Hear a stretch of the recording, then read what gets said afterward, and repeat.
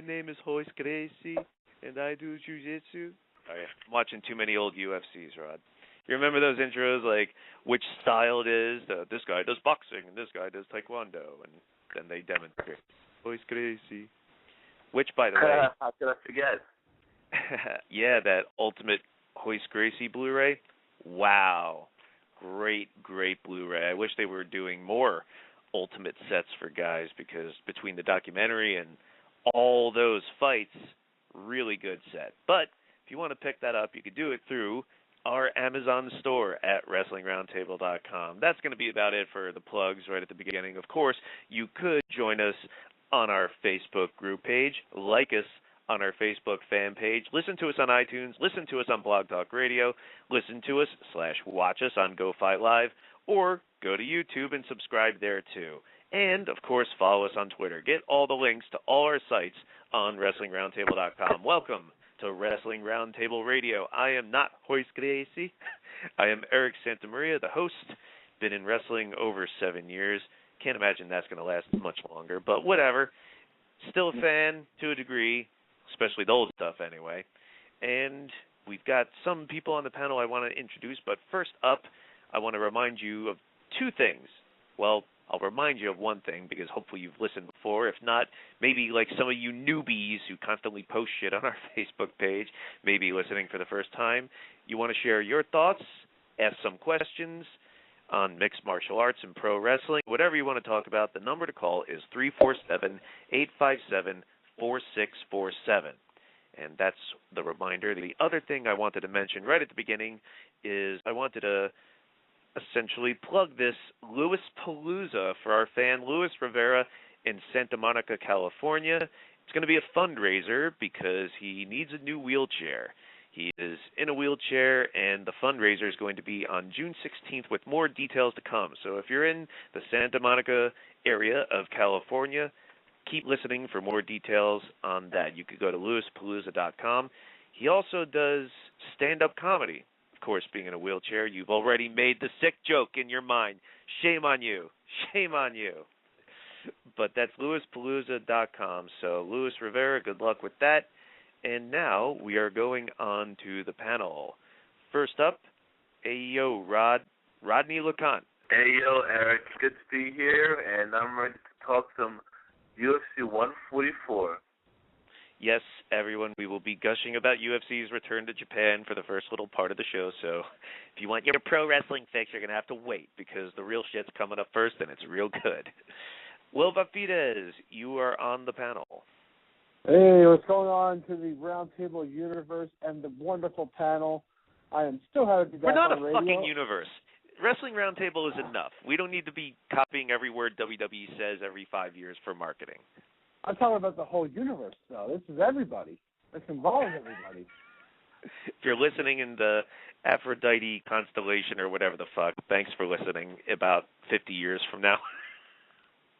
Those are my people. So you got a show coming up in Jackson, New Jersey in March. You want to tell us about that? I actually have a live show coming up in March 25th in Jackson, New Jersey. So for all you tri-state area people, it's a $10 show.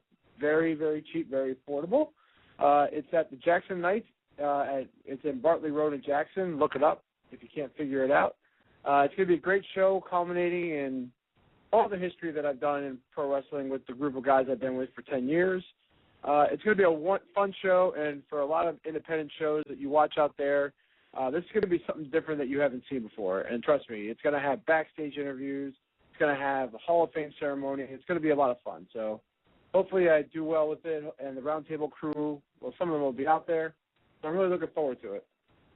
And that is in conjunction with your documentary. That's correct, with the documentary that will be coming out. Will Effin Brooks, who is in our chat room every Monday night during Raw, you are on the panel now. Hey, Will. Hey, what's going on, guys? I got big news. I'm actually moving out of the state of New Jersey, effective April 1st. I will be officially moving into Philadelphia, Pennsylvania. So I won't be moving I'm actually moving like about a half hour from my house, but it still counts. Goodbye, New Jersey. I love Philadelphia. I kind of consider it like almost a second home with all my friends over in Philadelphia, so not a bad place to be. However, we are going to jump many states over because our radio panelist from Illinois is on right now. Coriander Ake, you are on. Hello, Eric. Hello, everyone. And now let's get started with the Wrestling Roundtable. Wrestling Roundtable Radio, I believe, is the favorite of, if you're a black fan of pro wrestling, I think this is your favorite show, at least as far as I can see. Got a lot of women watching, too, so interesting demographics going on. Anyway, up first is mixed martial arts, and UFC returns to Japan, as they did this past Saturday for the first time in over a decade. And I'm certainly expecting it to be the first of many returns, Rodney, because if this is any indication so far, future shows, holy shit. We got to see every fight that happened that night. That's so satisfying, especially to me as a paying fan, because we had our taping on Saturday, and you can expect the new shows starting sometime this week. We've taped 3 shows, actually. And the first one that is coming up will be our 2011 year in review for MMA and pro wrestling, coupled with a look back at Brock Lesnar's careers in both genres. And that should be an interesting talk. Follow up, of course, on the Roundtable radio show sometime in the future. But as I was talking about on Saturday after the taping, we got to see the prelims on FX. We got to see an extended pay-per-view. And then they even had time to air the Facebook fight. So you got to see hours and hours of fights. Some of us couldn't stay awake, but I was totally into the whole thing. I was not exhausted. I was all about it. And first up on FX, some of the prelim fights I wanted to mention, because in the bantamweight division, Vaughn Lee got a big win over Norifumi, also known as Kid Yamamoto, with a first-round submission and an armbar. And wow, what a beautiful transition into this finish. And, of course, it wasn't a triangle choke. He was trying to get this lock-in on Kid Yamamoto, and eventually it caught up to him. Yamamoto taps out. Big win for Vaughn Lee. This was, I guess, the first of the many great stories of the night. Like, here's this guy from the UK. It comes and faces one of his heroes, Kid Yamamoto, and just out-grapples him. And at first, he was trying to go for that triangle, and then he switched it over to an armbar, and Kid Yamamoto tapped right away. And you can tell he was pretty pissed about it. I thought it was a great fight and great start to the card. Let's see what we could see next. Here's Vaughn Lee, a guy who, before this fight, had an 11-7 record. So it'd be interesting to see who he goes against next. I agree. I thought it was a show of grappling. And also, it was kind of funny, after he lost, he let out a big F-bomb, or whatever the equivalent of F-bomb in Japanese is. Whatever, you can't win all, especially with those ugly-ass tattoos. Moving on to the lightweight division, in, I believe, the last prelim shown that night. I guess you could call it the main event of the prelims, but whatever. The last fight we saw was the Fireball Kid, Pride veteran Takanori Gomi, getting a much-needed win, I would think, over Aiji Mitsuoka, with a second-round TKO. And even though there was a little fence-grabbing on Gomi's part, I don't think it was as bad as, let's say, Akiyama's later in the night, but still, he got the win, and you could just see the audience react. It was one of those moments where, you know how the reputation of these Japanese fighters, in large part, at least domestically, is they go to America, they go to UFC, they go to other countries, and they don't do quite as well. And we all know from the Pride days that they were very much trying to push one of their own to whatever extent they could. Let's ask Mark Coleman about that one. And they wanted to see a hometown guy win. They got it here, and Gomi got a big win. Rod? Yeah, definitely a huge win for Gomi, especially in Japan. He was very close to being submitted end of the first round. He was Mitsuoka had that really deep triangle choke, and Gomi pretty much was saved by the bell. And then he came out the second round, Eric, and this guy, Gomi didn't even care whether he was getting hit or not. He was just moving forward, and he was swinging until he got him.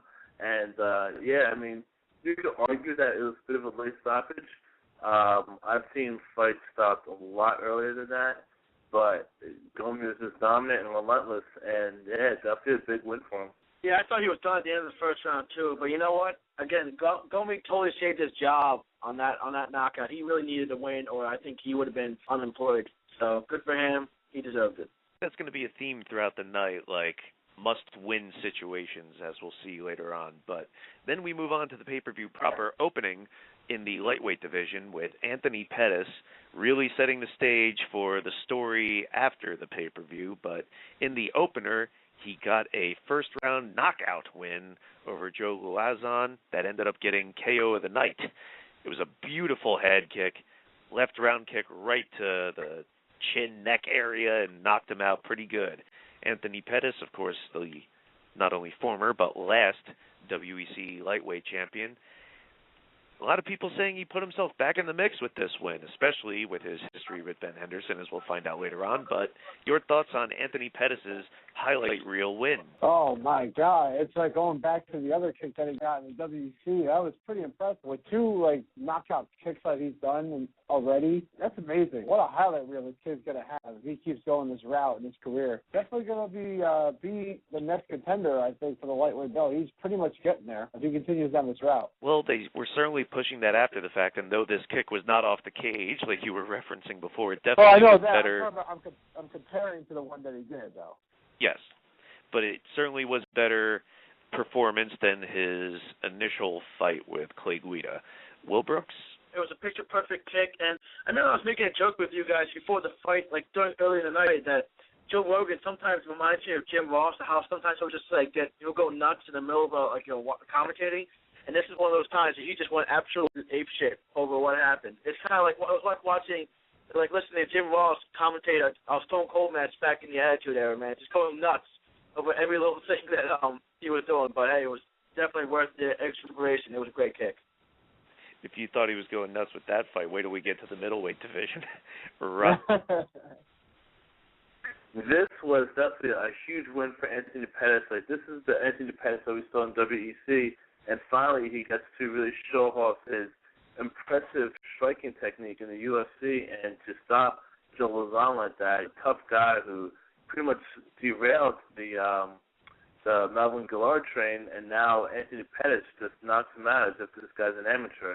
He definitely put himself in title shot contention with that finish, and we'll just see what happens with him from here. There's a lot of questions in the lightweight division right now. Yes, there are, and we'll ask some of them later on. But I referenced the middleweight fight, and that was Tim Bosch's big KO win over Yushin Okami. Okami, this is several losses in a row for him, but I don't know, maybe he's got at least one more chance to get a win. But Tim Bosch, it almost seems to me that they're trying to build up some of these guys, such as himself, as the next torchbearers for whenever Anderson Silva finally isn't the middleweight champion, whether he loses to Sonnen, and if he does, I expect him to say he retires, or he just gives up as champ and we need a tournament to crown a new champion. Tim Bosch seems like he's got the potential to maybe step up, along with Husmar Palhares and some of the other middleweights that it seems like they're trying to build up. But here, I was very impressed with his performance, in especially the finish, because I thought it was very interesting the angles he was throwing those uppercuts on. It was almost like he was twisted in a very interesting position to almost throw uppercuts from behind, almost from like a half clinch. And he got the victory here where Joe Rogan was going crazy, saying it was the biggest and best comeback that he's ever seen.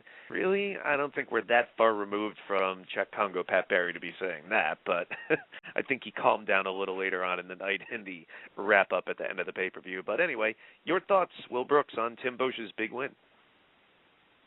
Yeah, I agree with you. I'll take Czech Congo's comeback against Pat Barry over this one. But that being said, this guy was getting his ass kicked for 2 rounds.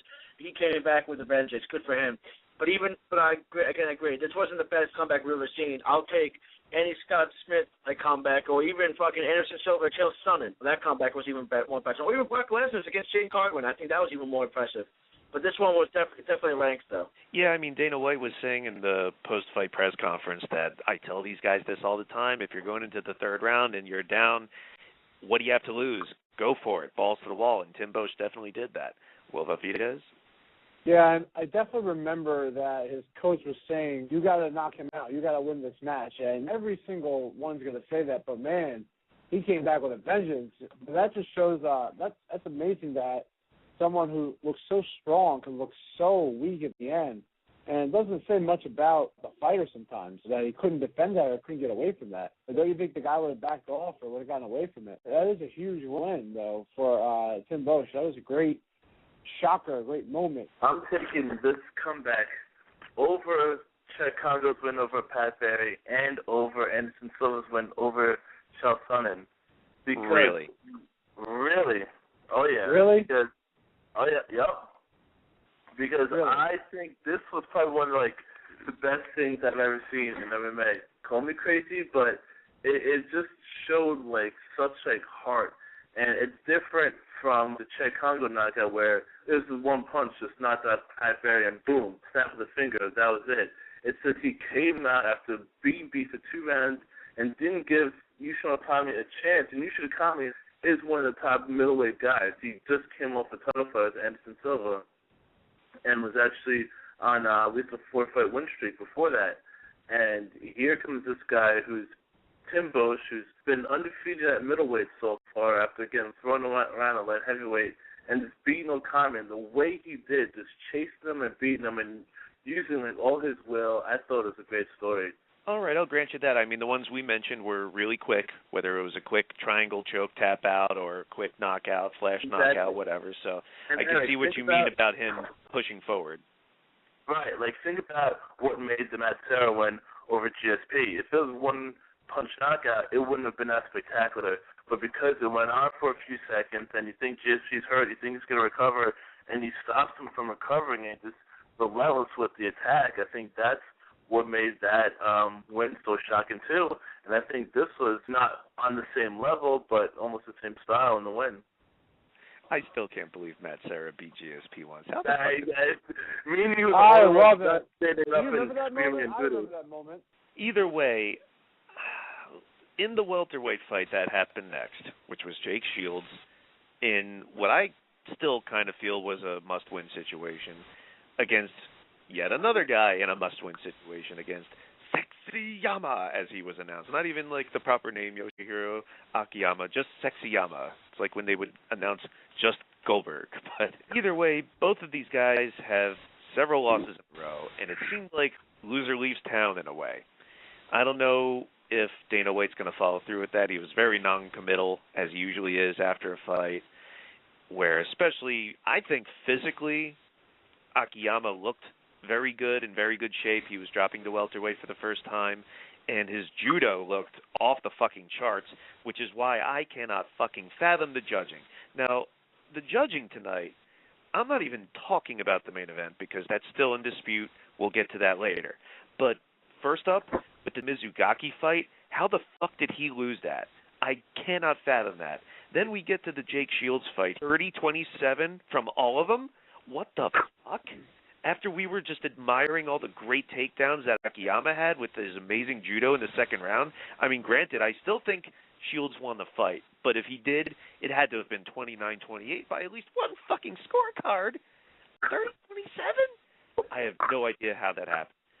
So, anyway, Shields put in a good performance, and it was certainly better than his last, and he kept his job, I guess, but even though I think he won, I don't think he swept all 3 rounds. So what do you think, Rod? I think that this was the fight of the night. This is my opinion. I mean, it didn't beat the main event by far. The main event was still very good, but to me, this was the fight of the night. I was kind of excited for this fight just to see how the styles would match up, and yeah, I highly disagree on 30-27. I think Okami took the first round and Akiyama. Akiyama, I think he might have taken the first round. I don't know. But with those judo throws, man, Eric, I watched those over and over again. Like, his setups were just very seamless. And then Jake Shields, almost otherworldly. Exactly. I mean, he just came in and showed that he's on that Olympic style of judo. But Jake Shields did really good at the end when he finally was able to get Sexyama in his game and almost had the choke at the end. I could see Jake Shields winning. Yes, I agree with that decision, but no, not by 30-27. Not on all accounts. I don't see what fight they're fighting or what fight they're seeing, and yeah, Just a really, really bad call. I was surprised by that. I thought it might have been a split, to be honest.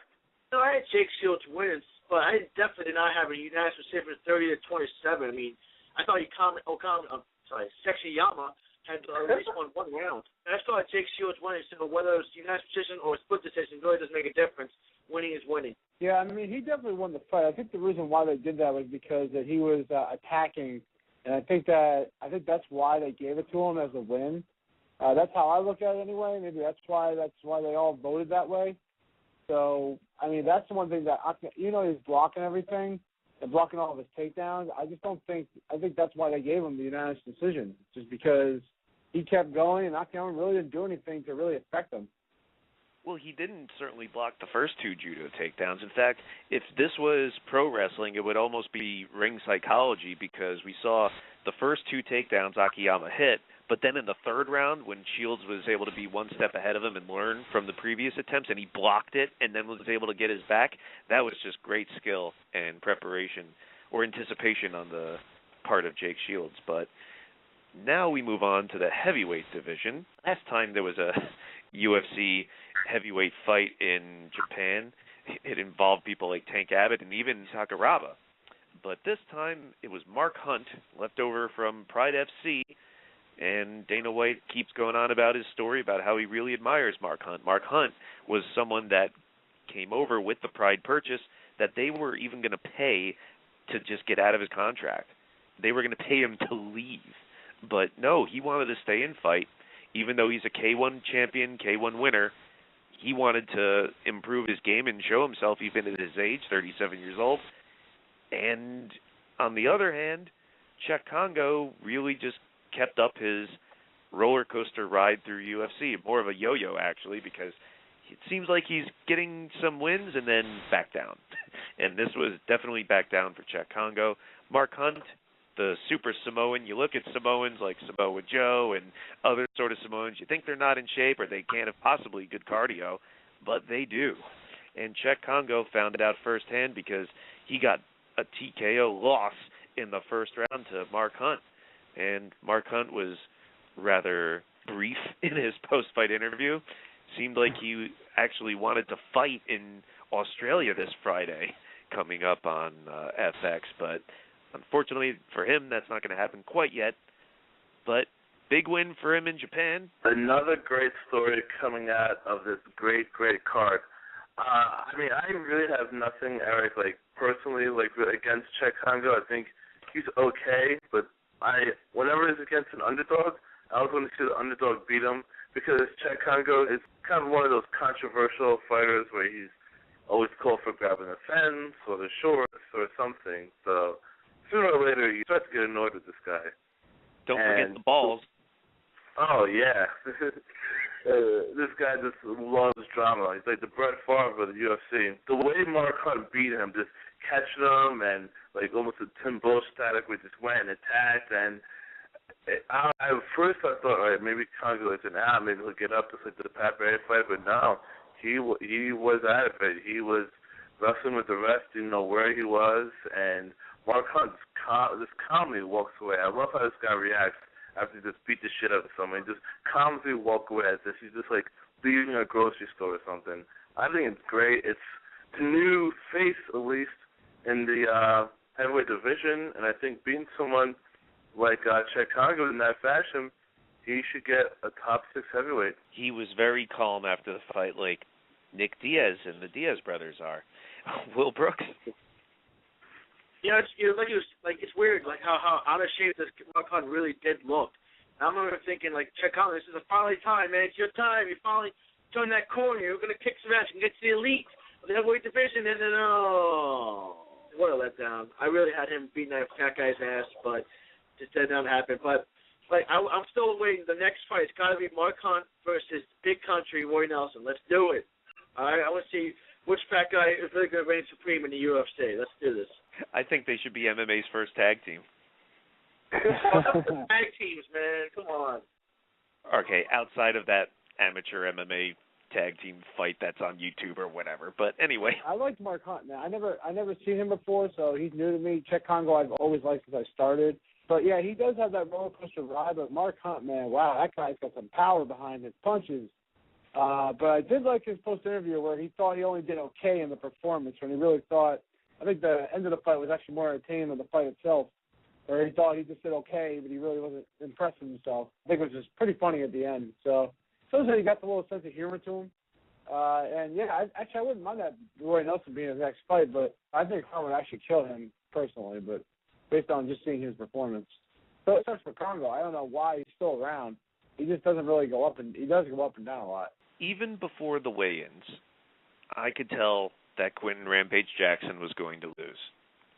Not just because he seems like he's way past his prime. I'm not saying he's not a good fighter or whatever, but I think his best days are clearly behind him, and he knows it. But he was saying in interviews going into this that I don't care if I win or lose, I just want to have a good fight for the Japanese fans. I appreciate the sentiment, but that doesn't exactly reek of killer instinct to me. I don't care if I win or lose. Then he goes into the weigh-ins and comes in at a heavyweight, 211 pounds, and finds 20% of his purse given to Ryan Bader, his opponent, and this is now a catchweight fight. Granted, the Pride music that he came out to was very cool. I love Pride. I miss Pride just like he does. But the fight pretty much went exactly as I could have predicted beforehand, and Quentin Jackson lost.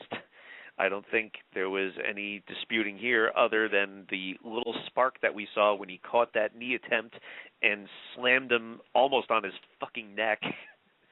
But still, he was just dominated. You could hear how much he was sucking wind on the ground in the end of the third round. And Ryan Bader back on the winning track. And Quentin Jackson, who knows? He still says he wants to fight. We'll see. Wilbur Fidesz. Yeah, I mean, that was definitely a disappointment to see that he's coming home to where he really got his start. And then the fact that he just kind of failed at capitalizing on that, it was just not good. I don't know why he still does it. I think he's more in tune to doing movies and things like that. I don't know if he really wants to do MMA anymore. I don't think he's shown any real interest in a while. So I don't know why he's still doing it. I guess the payoff's good, but he hasn't really been too impressive. Definitely isn't showing no Rampage, I can tell you that much. And they definitely got you jacked for it when they're talking up his history. He started here in the Saitama Super Arena. He started here and made his name in this country and blah, blah, blah. And you hear the Pride theme and you're like, yeah. But every time they show that slam highlight from Pride, I know that Rampage is long gone. Will Brooks? I was kind of like in and out of this fight because I kept falling asleep. Not because the fight was boring, it's just because I had a long day. But from what I did see, though, Bader was kicking his ass. So, and Rampage, he's not the Rampage of old. I miss the Rampage of old. I was the guy who knocked the shit out of Chuck Liddell and Wanderlei Silva. He's long gone. I will miss him. This fight, I think, is what the majority of the MMA community expected the Bader and Tito fight to go. Him just take him down and really use his ground and pound and his improve the boxing. But Tito proves us all wrong, which I thought was one of the great stories of 2011. And here, you didn't know what to expect because I guess somewhat except Rashad Evans, Rampage has shown a really good takedown defense. I was afraid that the Matt Hamill fight was going to go like this because Hamill was coming off that win against Tito, and there was a part of me that thought Matt Hamill would be able to out-wrestle Jackson and put him on his back. But, yeah, I mean, Jackson complained about an injury that he had. That's probably why he was in well condition, why he was 6 pounds overweight, especially in Japan, somewhere he really, really wanted to fight. He said he got a leg injury or some sort of injury in training, so he couldn't run and couldn't do cardio. Yeah, he was training wrestling, actually, and he hurt his knee, and he said that he hurt his knee when he got slammed by Ryan Bader, and he tried not to let people know. I could tell in the fight because at one point he looked like he was trying to shake it off. They just came from an exchange. They were back in the octagon, and Rampage was shaking his leg and was hopping around. That's what I could tell before the press conference. I was like, he hurt something. His legs hurt because you could tell he was trying to shake something off and just try to suck it up and finish the fight. But Bader, let's not take anything away from him. He looked really good, just with the takedowns and his hands. He was standing with Rampage, but his transition into wrestling is gotten a lot better since the Little Nog fight. Well, now we move on to the main event. Somehow there's still some controversy, which I don't see myself, but what happened was the lightweight champion Frankie Edgar lost the title, as you predicted, Rodney, and as I hoped, against Benson Henderson, who used to be WEC lightweight champion and now is UFC lightweight champion, and I feel a much-deserved win, no less, because, yes, it was kind of tough to score to a degree, but I ended up, and I guess you could dispute this, but I ended up giving 4 rounds to Ben Henderson because I thought he just performed a little better. His strikes did more damage, and it's not to say that Frankie didn't land a bunch, especially with that right hook. He landed a lot, but clearly wasn't doing nearly as much damage as Ben Henderson did. That's not even to mention the up kick just yet. But I was very impressed by the kicks that Ben Henderson was throwing.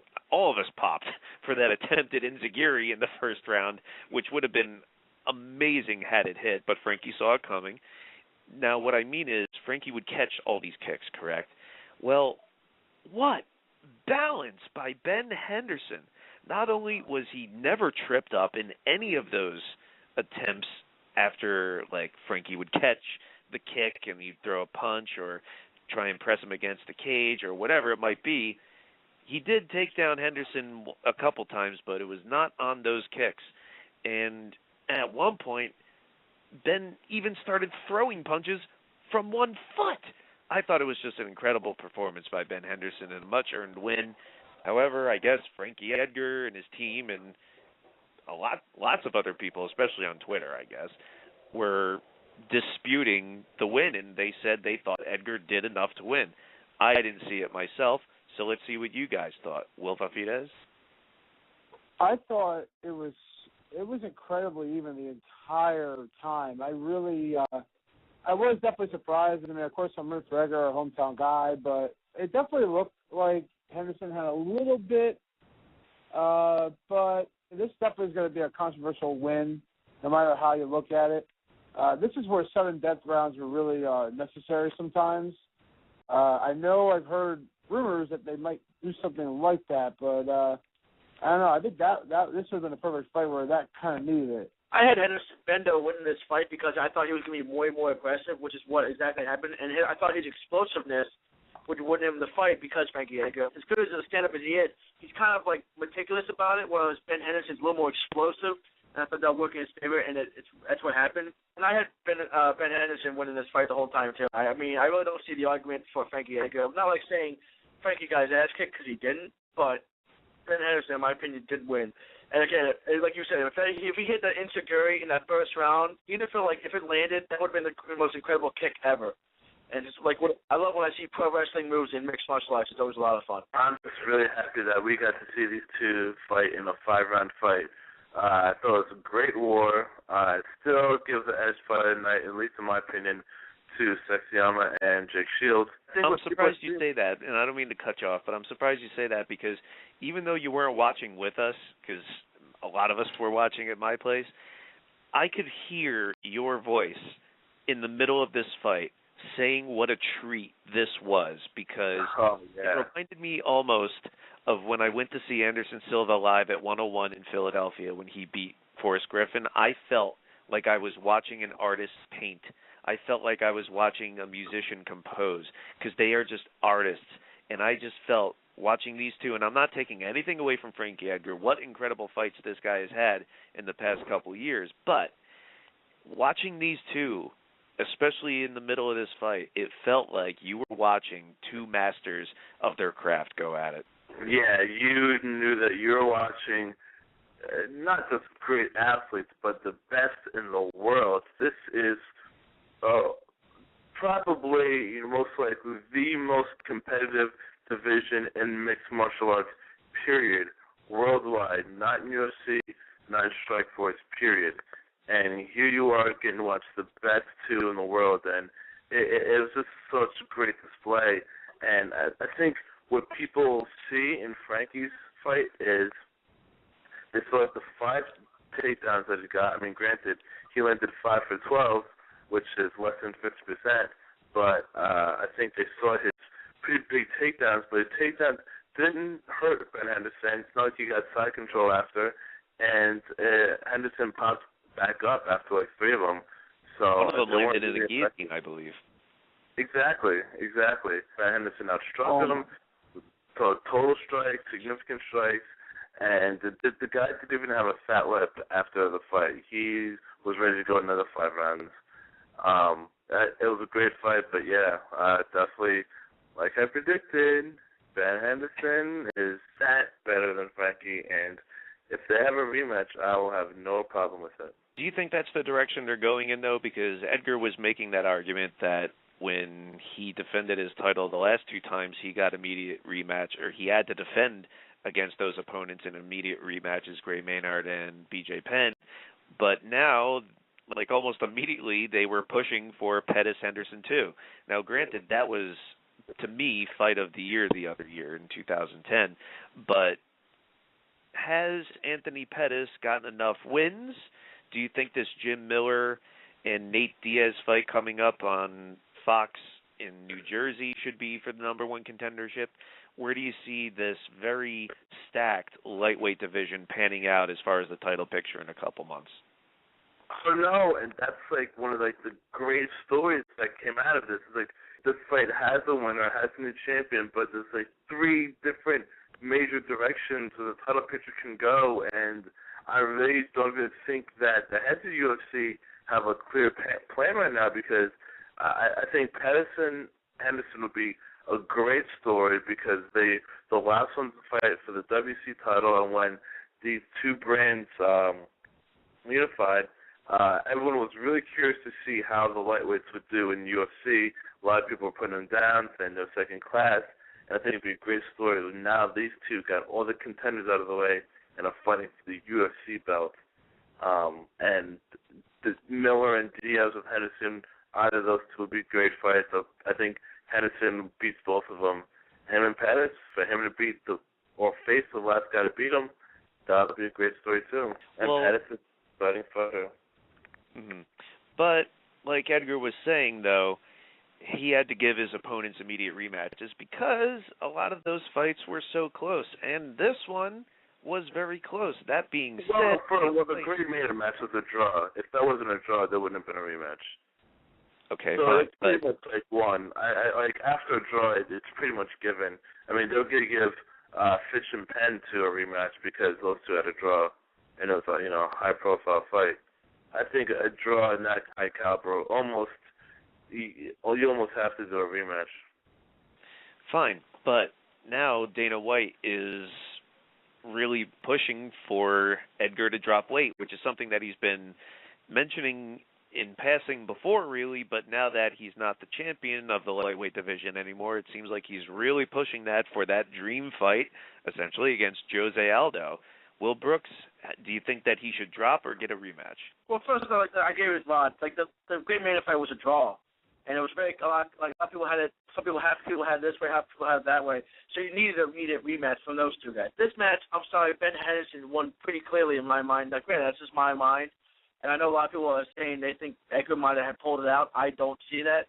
So I honestly don't think he should get the immediate rematch. But Frankie Edgar, let's face it, like this is the first loss in how many years? I mean, he's also turned into one of the top all-around guys in his division, let alone mixed martial arts to begin with. So if he wants to stick in that weight division to try to get his crown back in a year or so, I say fucking do it. But again, him seeing Jose Aldo, I'm sorry, that's a dream fight. I'd love to see that shit too. So either way, I think I'm enjoying either way. Would I like to see the Jose Aldo fight? Absolutely. But I wouldn't mind seeing him face the winner of Pettis Henderson either, though. So either way, as a fan, I'm winning. So it don't matter. Yes, either way, very exciting times in the future, not just for the lightweight division, but UFC in general. but we're going to move on from mixed martial arts in a moment because we've got some calls we want to go to some polls and do some wrestling shows, but I said the polls. Let's go to the poll results because on WrestlingRoundtable.com, right now there are two new polls. One, who's going to win, Charles Sonnen or Anderson Silva in the rematch for the middleweight title, expected to be in June in Brazil. Also, Undertaker, what will he be after WrestleMania? Defeated, undefeated, streak over, or not? You go and vote at WrestlingRoundtable.com. The previous polls, though, the results are for, first up, what old school UFC fighter would you like to see fight for Zuffa again? Only 1%, Rod. Poor old Mark Coleman got 1%. You could beat Shogun. Moving up the results, 9% went to Tank Abbott, which would definitely be a train wreck factor for me. Him and Roy Nelson is just begging to happen. Roy Nelson would destroy me in a minute. Of course he would. I just like to see it. Yeah. 17% went to Dan Severn, who actually we've interacted with Dan Severn a bunch of times. We had that very interesting interview Will Brooks conducted. But also, when I met him out in Arizona a couple years ago, I asked him if he was ever talked about maybe having a little comeback fight, like, well, I guess not little, with Hoist Gracie. That was a fight with Matt Hughes. But any sort of fight, because he still stays active and he's winning, unlike someone else who won in the polls, as you'll see. But he actually had the idea to have essentially a Legends division of UFC and have not, it doesn't have to be main events, take away the spotlight per se, but some lower level fights for guys like his age that could still go. So that would be pretty interesting. And Hoist Gracie, moving up, 30% went to Hoist Gracie, and the rumors were last year that he wanted to have his retirement fight in Brazil, and I guess he doesn't fight as much. He's going around the world and spreading the word of BJJ and keeping his father's discipline alive, but seems like he would like to come back for one more fight. And hey, they're going back to Brazil as much as they are. I would love to see that. However, most of you did not vote for Hoist Gracie and everyone else because number one, with 43% of the vote, Ken the Rock Shamrock. Get the hell out of here. Hey, I didn't vote for him. You're kidding. You know what it is. They just looked at like the only name they recognize. I think I could beat Ken Shamrock at this point in his career. There is no way he could last with anybody in the year, like anybody. They could put him in the Ultimate Fighter and he would lose first round. I understand. That's just how the fans voted. That's insane. I know, but that's why I said at least when Dan Severn fights on these cards that no one ever sees, that he wins. Shamrock does not. But at any rate, the other poll, who would you want to see as a guest on the round table the most? This is really fucking interesting. Tied with 2% of the vote, only 2, are Brock Lesnar, because that was 2%? Wait till you hear who he's tied with. Triple H. Yeah, because me asking Triple H questions isn't nearly as interesting as anything else, but actually it'd be real interesting seeing them on together. Wow, that's... I would like to see who's above them. Well, above them, tied at 3% each, is Eric Bischoff. What? Wait, it gets better. What? Are you sure you're not reading from the top? Nope. No, I'm not. Tied with Eric Bischoff is Dana White. Oh, my God. I can't listen to this anymore. No, you must. Oh, my God. This is insane. Actually, Dana White was my vote because that would be the most interesting to me. But anyway, moving up, 5% went to Dave Meltzer, which essentially would go like this. and people pay money to listen to that shit every month. But oh my God, this is insane. There's another tie. Listen to this. Tied at 6% each. Shawn Michaels and Bret Hart. 6%. 6. Yeah, because listen to them talk for 2 hours would be boring. They only make Blu-rays about it. I know. 7%. Listen to this. 7% went to Hulk Hogan. 7? Yeah, because we wouldn't make a big deal about Hulk fucking Hogan. Jesus Christ. 7%. If you told me Hulk Hogan to be on the show, I don't know what I would do. You know what sucks, too? Like, every interview Hogan does, it's always with someone who lets him get away with his bullshit. Now, granted, I'm as entertained with how much weight and height Andre gains with every time he tells that story. Eventually, he's going to be like 9.5 feet tall and 7,000 pounds. But not even that. When you listen to these interviews and he's saying stuff like, it's Russo's fault that the finger poke happened. Back in when I was in Japan, there was pride. Oh, my God. Like, just this fantastical bullshit. Just this fantastical bullshit he pulls out of his ass. I love Hulk Hogan, but it just kills me seeing these schmucks, whether it's so-and-so on HDNet or whoever on the local news or Peter Rosenberg or whoever, and they all just let him go off and never call him on any of this. And it's not even like I'm vicious about it. I'd just be like, come on. Oh, God. I still can't believe 2% was Brock and Triple H. Wait. Here's what's the most interesting part of this whole fucking poll. Okay. Everything I've read up till now is where all the people who are wrestlers stop. All the people that get votes from here on, which is the majority, none of them are wrestlers. So let's listen and find out. Third place went to Vince McMahon with 11%. Ooh. Just I thought that would be more. Well, yeah, but at least we're into double digits. Yeah. Second place, 15% of the vote went to the other Vince Russo. Really? Mm-hmm. Ah, man, I wouldn't think that high. Well, wait till you hear number one, because gag me with a fucking spoon. 38%. 38. That's the majority. I have a feeling I'm going to know who you're going to say. Okay, take a guess. Chael Sonnen? No. 38%. Number one of who do you want to see on the round table the most as a guest? Jim Cornette. Really? Wow. I mean, he'll be good, but not like the others. Yeah, not a throwaway because I mean, it's so much different than what we think. Exactly. I mean, if there's one thing the internet needs more of, I know it's Jim Cornette talking, because there's not enough of that. And I also feel like there's so much more for him to say that we haven't heard before. I was going to say this about Heyman, about Russo, and now. Point is, I just find it very interesting. And there were, like, one or two MMA names sprinkled in there, but for the most part, pro wrestling, right?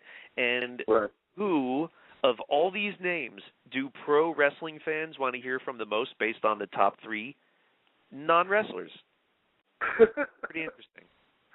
Unbelievable. We'll see how the results pan out next time, because there are two new polls on WrestlingRoundtable.com, and we, speaking of pro wrestling, are going to talk about pro wrestling in a bit. But first up, we have a 315 number. I believe that's a New York number, but you are on. Your name and location, please.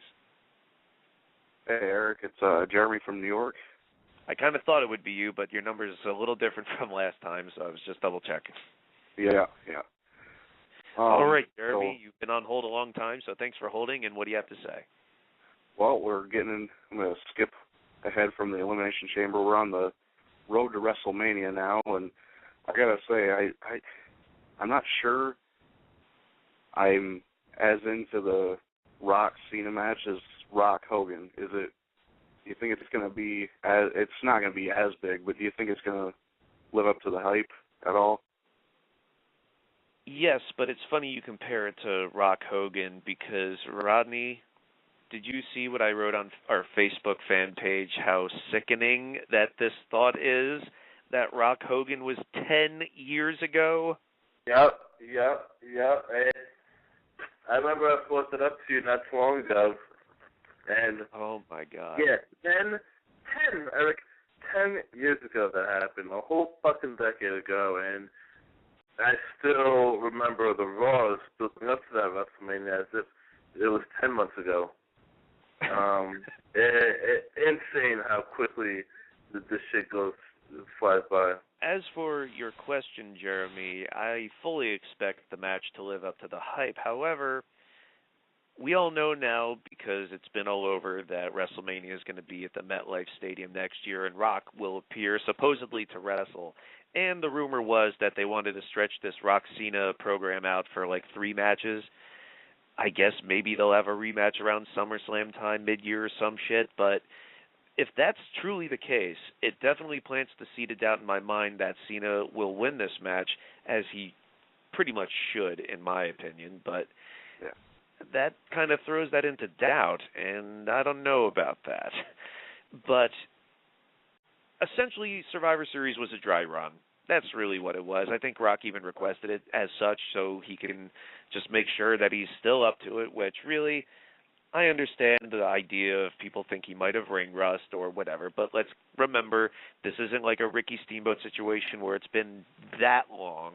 Granted, it's been about 7 years or so, but Rock's still a young man. It's not as if he probably didn't warm up somewhere beforehand. It wasn't like he was stepping into the MSG ring cold that night. But, again, it was pretty much a dry run, and so much of wrestling, what people don't understand is that a lot of it is like riding a bike. Once you've learned the basics, it's drilled into your head before you even have your first match. So a lot of that is just muscle memory. You're not going to forget that per se. And really, based on his performance, it was same old Rock as we remembered, and that's a good thing because Rock was great. And I fully expect on the biggest scale where this is the match that people are going to pay to see for it to pay off, because we all know Cena's a great storyteller in the ring. Rock is as well. They're both athletic. They both deliver in big pay-per-view sort of situations. So I don't think it'll disappoint at all. What do you think, Will Brooks? I'm going to watch the Rock Cena fight, and again, like I said, we saw him at so much Survivor Series. He wasn't rusty at all. I mean, I'm not saying he looked like he's in top peak shape like he was back then. I mean, not physically, he looked great, but I'm talking about in the ring, he looked, Yes, there's no drug testing in Hollywood, clearly. Obviously.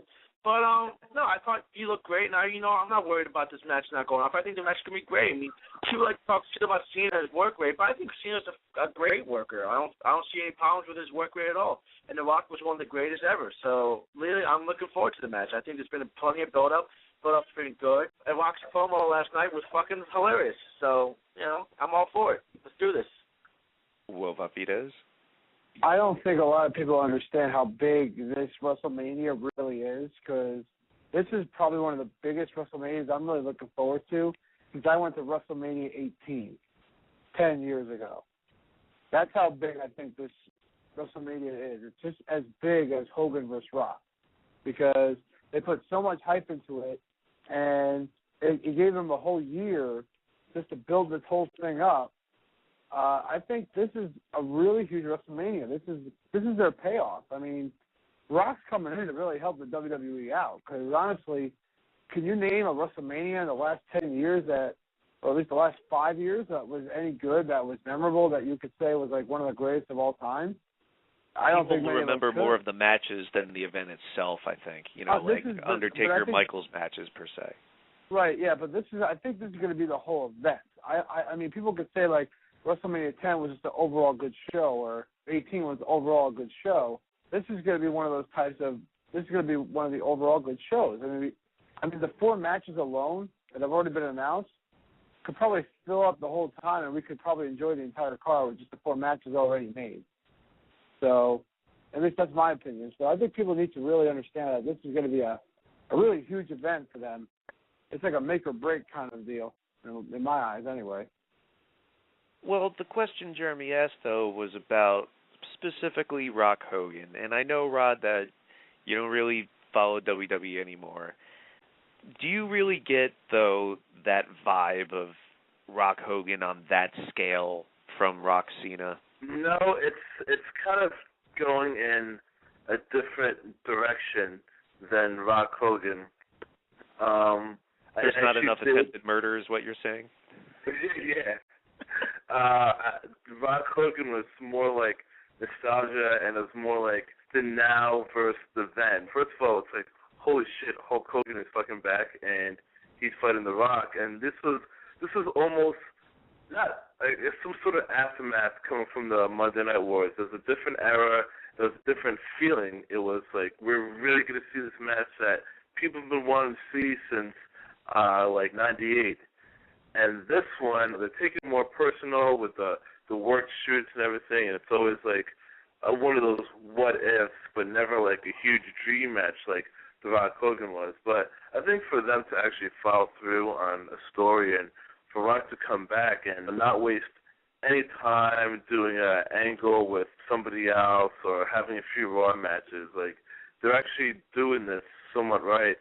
But I don't think it's going to be as big. I mean, it's definitely going to be big. Maybe one of the more memorable WrestleMania matches, because honestly, after WrestleMania 25, from 25 on, they all blend in together to me.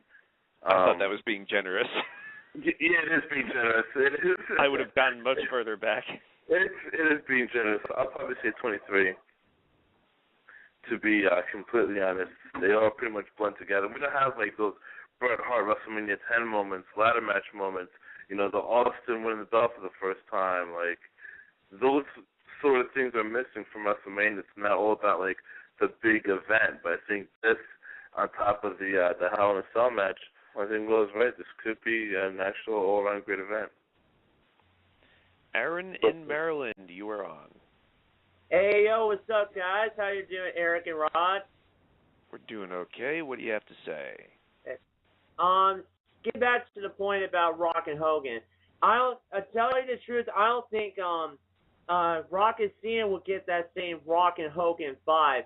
I mean, as in terms of the crowd, because it's in a different market. Because I mean, WWE is going to Rock's hometown in Miami, and basically, essentially, that most of the WWE fan base, or at least the you go underwater, Aaron?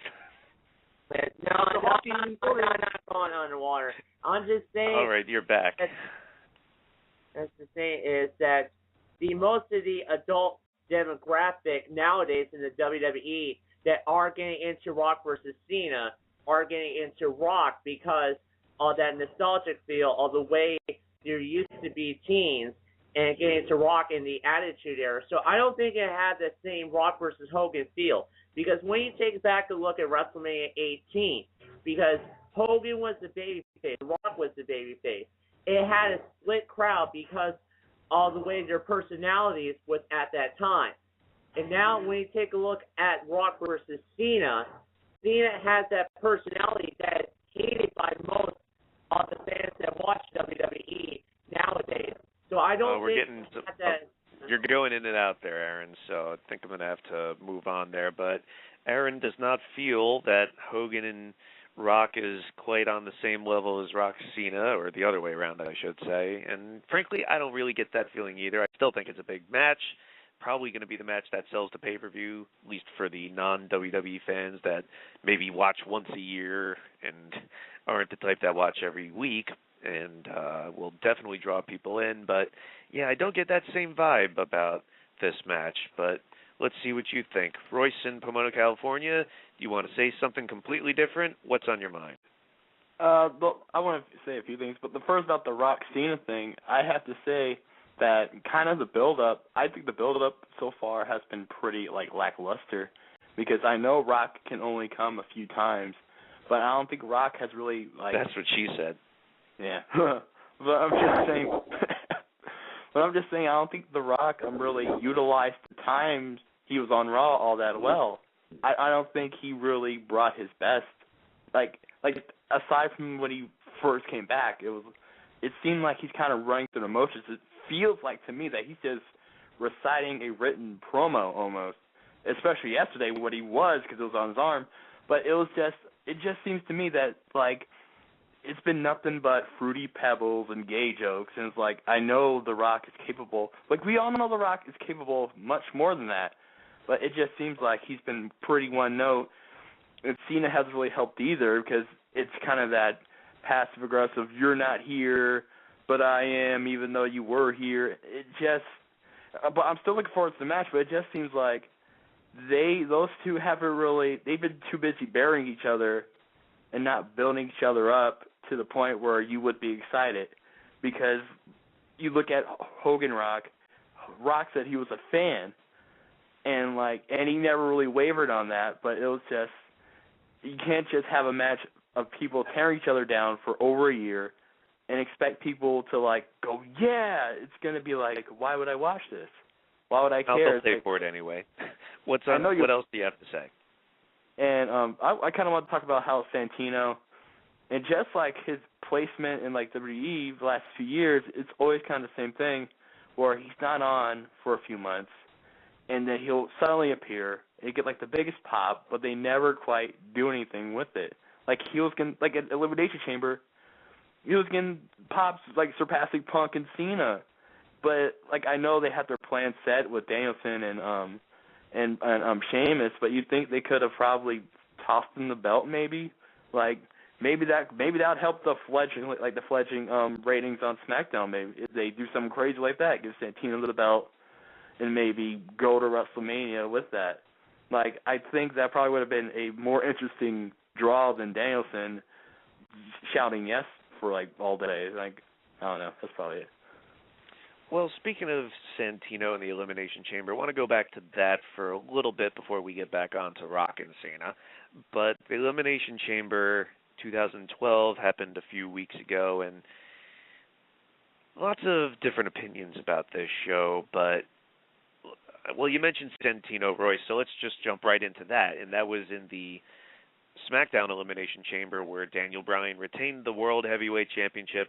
Also involved in this match were Big Show, Great Khali, the big guys, Intercontinental Champion Cody Rhodes, Wade Barrett, and Santino, who was replacing Randy Orton. And we've talked about this, I believe, off there, Will Brooks, and it's funny how they kind of lucked out into this in a way, because Santino's never a name you hear of or see considered for an actual fucking title run or anything like that. Not saying that he should necessarily be, but especially when you think about the ending of the Royal Rumble last year, where people thought he might win against Alberto Del Rio, at least in a sneaky way perhaps. Just the idea that he had a chance of winning the big one, because people really genuinely like him, because he's funny. We know he's a competent wrestler, but that's almost aside the point. People are really into his act, and they enjoy it, they love it, and when they had that little tease, they were getting into a frenzy about it. And I think the same thing we saw at the Elimination Chamber, because yes, they have their plan for Danielson and Sheamus at the WrestleMania mid-card, but even if it was just for a day, almost like when Lawler challenged Miz the other year, last year, even if it was just for a day, I think people would have really genuinely bought it. Because I think it's almost like a Ryder situation where they genuinely like the guy and they would have been really into it. So do you think that they made a mistake not pulling the trigger? Because, again, he was replacing Randy Orton. They just happened to put him in there, and the fans really accepted it. So do you think they missed an opportunity here with Santino, and what did you think of the match in general? Well, the match in general wasn't bad. I like Danielson a lot, so I'm enjoying this whole heel run he's doing now. And when it turned out to be just him and Santino, the crowd was going absolutely nuts. And you see Danielson's face like, oh, right, I got this in the fucking bag, not a big deal. Kind of cool. But I said this to you before, I'll say it again now live. You don't make the court jester king. Not even for a day. Now listen, I like Santino, I really do, and yeah, I mean he's over like Rover, but I will say this though: if they had made him champion, even just for a day, I will say the internet would probably blow up. How do you mean? I think the internet would blow up, whether it be good blow up or bad blow up. I can't tell you that, but from my perspective, I mean, I like Santino, and if he won, it would really like holy shit kind of moment. But overall, do I want him as champion? Not really. And plus, it wouldn't really make sense to change titles for a day just to give just to make people happy for a day, then put it back on another guy so he can fill up the WrestleMania match. Might as well keep it on the guy who's going to be wrestling at WrestleMania to begin with. So it would make sense to do it for just a day. If you're going to do it, I say wait until after WrestleMania, do it on some whatever pay-per-view, and then have a feud with whoever. But not now. It wouldn't make sense, and I don't know. I wouldn't have been okay with it, but I would have lived with it because it would be funny. Fair enough, but the other Elimination Chamber, and I think this pay-per-view, at least in its place in February, is really starting to wear thin. Elimination Chamber used to be something rare once a year, and I'm not even going to the old school bullshit where it's got to be a blow-off to a big feud in a steel cage like Hell in a Cell kind of was and have a meaning behind it per se. I mean, people love their spot fest. That's why they look forward to stupid Money in the Bank match every year. But Elimination Chamber, at least where it is at this point, not only seems forced in the sense that they have these chamber matches, multiple chamber matches in one show no less, with little backstory. I mean, maybe one or two guys have an issue like Punk and Jericho and everyone else is just filler. But it's called Elimination Chamber. You open the pay-per-view with one, I understand that. You'd think it would be bookended with the other one, but then Cena and Kane went last anyway. So it's not even featured in its own pay-per-view, the one it's named for. But I just think it's starting to show its age, and in between the Royal Rumble and if they're bringing back Money in the Bank at WrestleMania this year because they're not doing the pay-per-view anymore, that's still up in the air. I just think it's unneeded, and they'd be better served doing some sort of other pay-per-view, like No Way Out or whatever. But what'd you think of the opening Raw Elimination Chamber where the other champion, Punk, retained against Kofi Kingston, Dolph Ziggler, The Miz, R-Truth, and Chris Jericho? Actually, it wasn't that great of a match. It was okay, but it wasn't anything special. And I wasn't expecting anything special. You don't want to give away too much before WrestleMania. This is why I was actually shocked you saw Punk and Jericho fight each other so much in it. I was expecting them to barely fight at all. You usually don't want to give away too much. You want to kind of tease at it and then let the mind wander until you see the real thing.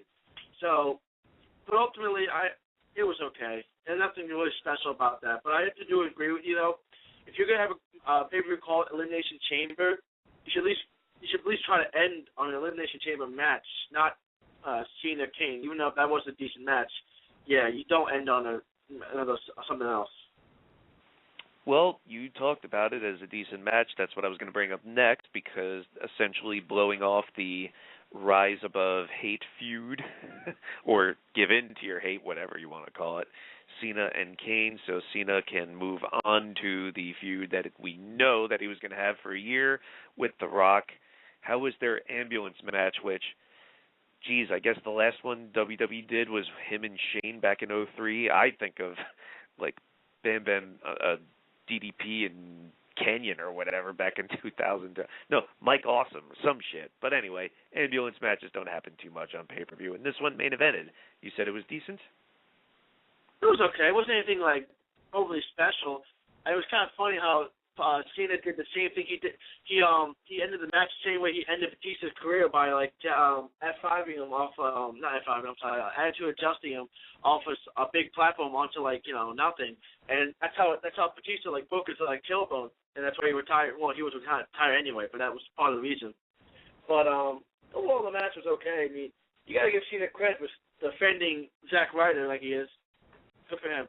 Jamal, out in California, you are on. Yes, I have three things to talk about. First off, with Santino, I really hope the WWE push this guy because as you said, Royal Rumble, he was insanely over when it was between him and Del Rio. And I was watching the Friday Night Battle Royal, and the fans they really wanted him to win, and he won. The place just went nuts over it. And I just figured, the WWE should just went ahead and have Daniel Bryan, Sheamus, and Santino a 3-way for the World Heavyweight Championship at WrestleMania, and crown Santino at WrestleMania. But if they're not going to do that, at least try and push him at SummerSlam, because to me, Santino, although yes, he's a joke character, he's insanely over. Like, you say Zack Ryder over, I say Jeff Hardy over. And really? I really think it is. Really? Hey, it's more over. Really, it is more over than CM Punk. He's more over than Daniel Bryan. I'd say they should have just went ahead and pulled the trigger. That's just he's been like Jeff Hardy. He was over before he got kicked out of the company for drugs. Comes back, he still gets a very Jamal, high I have reaction. no idea what the fuck you're talking about. So let's just move on to your next thing. All right, fine.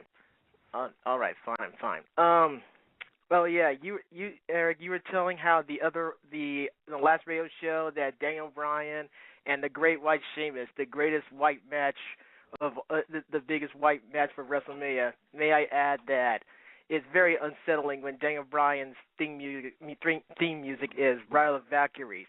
And for those who don't get it, look up Birth of a Nation. And third, the Rock and Cena match. I really hope John Cena goes over The Rock. Just on the fact that when I was a kid, when Hulk Hogan came in against to feud with Rock, I felt like if I were in that crowd, I'd probably be one of the few who were actually chanting The Rock's name. Everybody was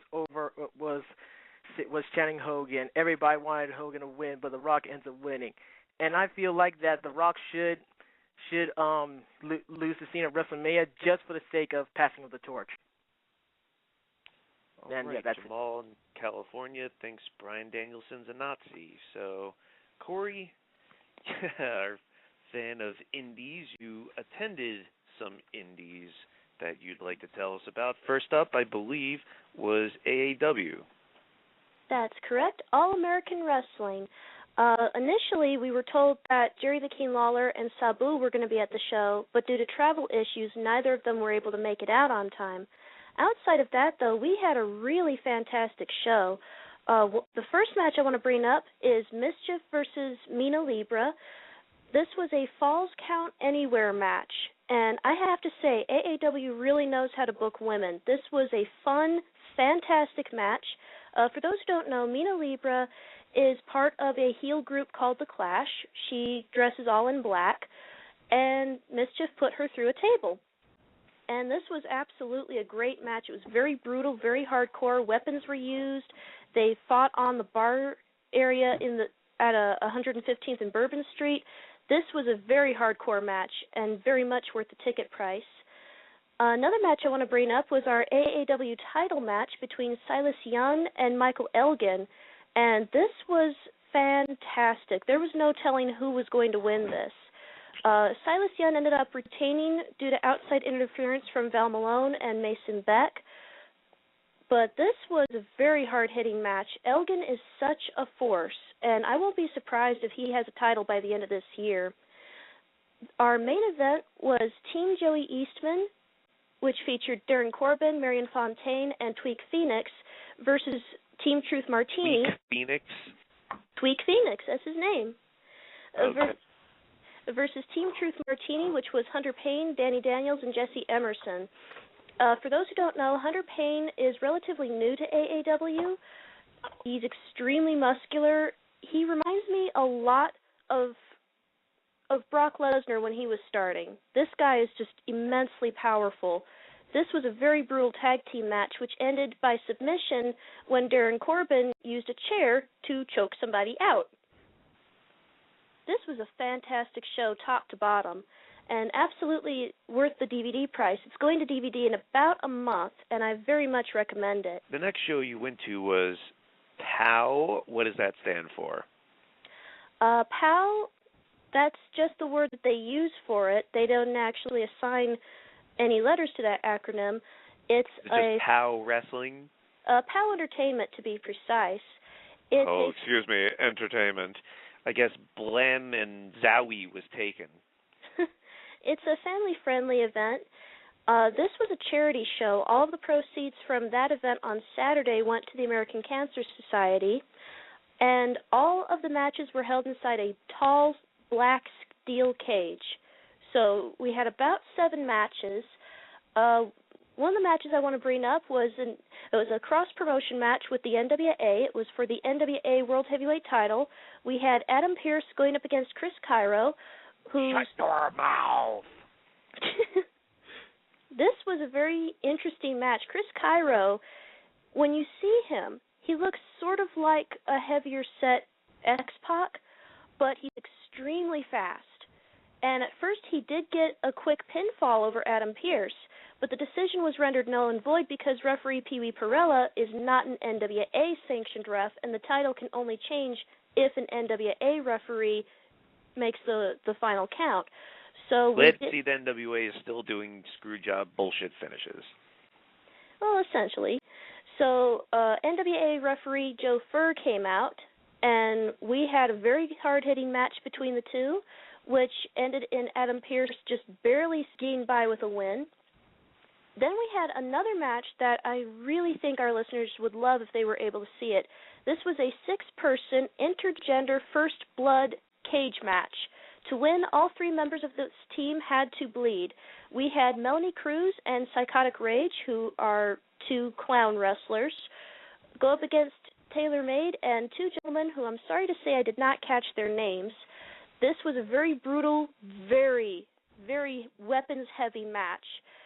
I really have to say, Melanie Cruz is one of the best female wrestlers in wrestling right now. She is supremely strong. She's about 6 feet tall, long, beautiful black hair, and she can beat like a Dudley boy. I mean, this girl. What are her measurements? Her measurements, I haven't actually checked, but she's very beautiful. Yes, you have. Stop lying. She's quite powerful. She used a trash can on TaylorMade. She used all kinds of weapons on TaylorMade. She owned this match. And Melanie's team and Psychotic Rage defeated TaylorMade's team. This was hard-hitting and refreshing to see women on the same level as men. I really appreciated that.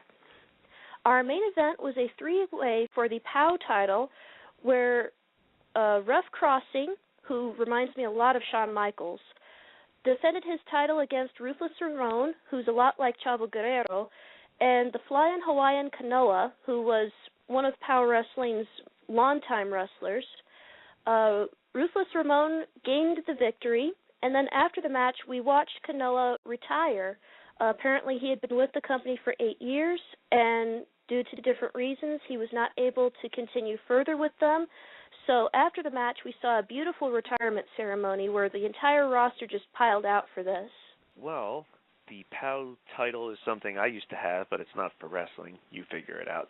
So you also checked out some Ring of Honor recently that was broadcasted on SBG, but you saw it on their site, so tell us about that. Well, their most recent show available to general admission fans, we had 3 matches. Our first match was Andy Ridge versus Kevin Steen in a very brutal match. Kevin Steen just completely decimated Andy Ridge, but then afterwards, when he tried to pile drive Andy Ridge, Carino jumped in, and then Jimmy Jacobs speared him. So that was quite interesting. Our second match was Matt Taven and Mike Mondo versus Adam Cole and Eddie Edwards. I'm very surprised at how well Adam Cole and Eddie Edwards play off of each other as a tag team. Adam Cole gained the pinfall with a gorgeous suplex into a bridge. And our main event was Charlie Haas versus Mark Briscoe with Jay handcuffed to the ring. This was a very hard-hitting match. Charlie Haas and Mark Briscoe were just about evenly matched. Mark gained the victory, but then after the match, Charlie dropped Mark on his head, and Jay was not able to get to the ring because he was, of course, still handcuffed to it. We haven't talked about TNA on the show outside of Ring Ka King in a little while. You said you checked out Impact recently. You want to tell us about that? Yes, I want to know if any of our listeners still watch TNA Impact, because recently they've been discussing something very interesting. One of their wrestlers recently had an unfortunate injury. Shima Zion was involved in a match in which his opponent... he did it. It's not that he was involved. Jesse Sorensen was supposed to catch Shima Zion on their last pay-per-view, and it was just in a freak accident of positioning that his foot came down when he did a moonsault on top of Jesse Sorensen's head. People were really worried at first if he might have actually gotten paralyzed. He lost feeling in his limbs for a bit, and thankfully it's been coming back. And no timetable has been set just yet, but he was released from the hospital. He's recovering at home. Hopefully he makes a full recovery, because that's essentially what everyone was really talking about after that pay-per-view. Well, TNA on their recent broadcast updated everybody. They said that Jesse has broken his C1 vertebrae, and the good news is that he will make a full recovery, but the bad news is he will be gone for at least a year. I wanted to know if our callers have been watching, because while they keep us up to date on Jesse's condition, they do still allow Shima Zion to go out to the ring, but they make no further play with his storyline to that entire match. They essentially ignore the entire thing whenever he comes out. What do you mean, that he won number one contendership?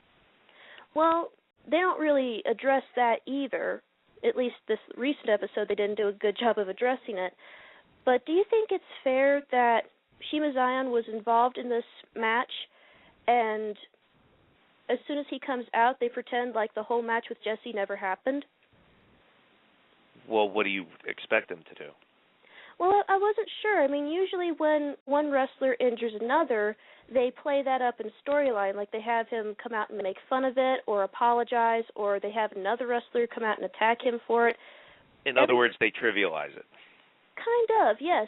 But this time they're not doing that. How do you feel about it? Probably because of the severity of it. I mean, usually in the cases that you're talking about, it might be something like he needs his knee scoped, or he needs a little surgery that should put him out for a little bit. Complete accident, but nothing that's going to put him out for such a length of time and was so worrisome. This, how are you going to turn that into a storyline unless you know that it first of all, let's see if Shima Zion's even there in a year. But if Jesse Sorensen does come back, maybe. If he can go in a year, maybe. But I think everything's still up in the air. So that's probably why they wouldn't want to do something like that. Besides, I don't know if it's something you'd really want to do that about. Like, I know when Steve Austin got dropped on his head, it was pretty dangerous and whatever, but he was on TV, like, the next week? So I don't think it's quite exactly the same thing. I'm not sure what they could even really do, but let's see what Gerald in Mississippi has to say. Hey, Gerald. How you doing, Ed? Doing okay. What do you have to say? Yeah, I want to jump in real quick about Impact. I have been keeping up with it on the regular. As far as that injury, it's like, yeah, they haven't addressed it at all, but it's a thing of both in real life and storyline. I feel no need to even address it. Like you say, the severity of it, first of all, and then also about, it's like, he's no more contender, so let's move on to the program with Austin Aries and just keep going. And then when this guy gets back, hopefully he just gets back and we maybe jump back into it then. But for right now, it doesn't need addressing. Draven Filth in our chat room says it would have been tasteless to use that injury in a storyline, and I think that's pretty much the consensus. Justin in Eagle, Wisconsin. Ever since the show in the UK, I'm actually thinking TNA is slowly but surely improving their product. Match-wise, they're definitely better than WWE. But I've noticed that like a few guys have been missing lately. I haven't seen Abyss, Rob Van Dam, or Jeff Jarrett lately. No, what happened to them? I mean, on an individual basis, no. I think Rob Van Dam was doing some maybe house shows or something. I don't really know. Jarrett seems pretty occupied or preoccupied with doing lots of other things in the company itself. So I think Abyss and Rava and Dan would be more of a mystery. But supposedly they're going to slow down the pacing of the TV show, so maybe we'll see them pop up at some point. But back to you, Gerald. I don't believe we addressed this on the air, but you purchased the Pro Wrestling Respect DVDs, and if I've asked this before, forgive me, but have you checked them out yet, the two shows? I have. I've been liking what I've been seeing on them. You got a lot of good things going for it. I like the way these play up the wrestling part of wrestling. You know, it seems like that's taboo for some of the major companies now. And just overall, I like the action of it, and I like how it's been kind of continuing on from one show to the next with the Elevation. Is it the Elevation Lottery you call it? Mm-hmm. And and I like that. And then I'm hoping to get parts 3 and 4 and so forth whenever they come available. Well, I got to get on that at some point, don't I? But I'm very busy between Roundtable and the 9 to 5, and 9 to 5 sucks, man. 9 to 5 is going to suck your soul and just make you go like, where did the past so-and-so amount of time go? Just not enough hours in the day, believe me. But actually, while we're talking about Respect, before we get back to WWE, Corey, you just bought the Pro Wrestling Respect digital download of High Spots, and I know you have a recap, but what are your opinions on the show? I think that it was a very interesting show. I liked that the first part, you did a very good job of introducing the new wrestlers, well, new to audiences who haven't seen Pro Wrestling Respect before. I think that this was a very good show for a family to watch. We hear so much in the media now about PG wrestling. You actually managed to put on a PG show without beating people over the head with it. I appreciated that the focus was mostly on the wrestling aspect of Pro Wrestling Respect rather than anything else. Well, that's what people always misinterpret, and I think we've made this show, or at least made this point, at least I have, many times on this show, that just because it's PG doesn't mean it's bad. You see all these fucking spoiled brats on YouTube and the internet, I want the Attitude Era back.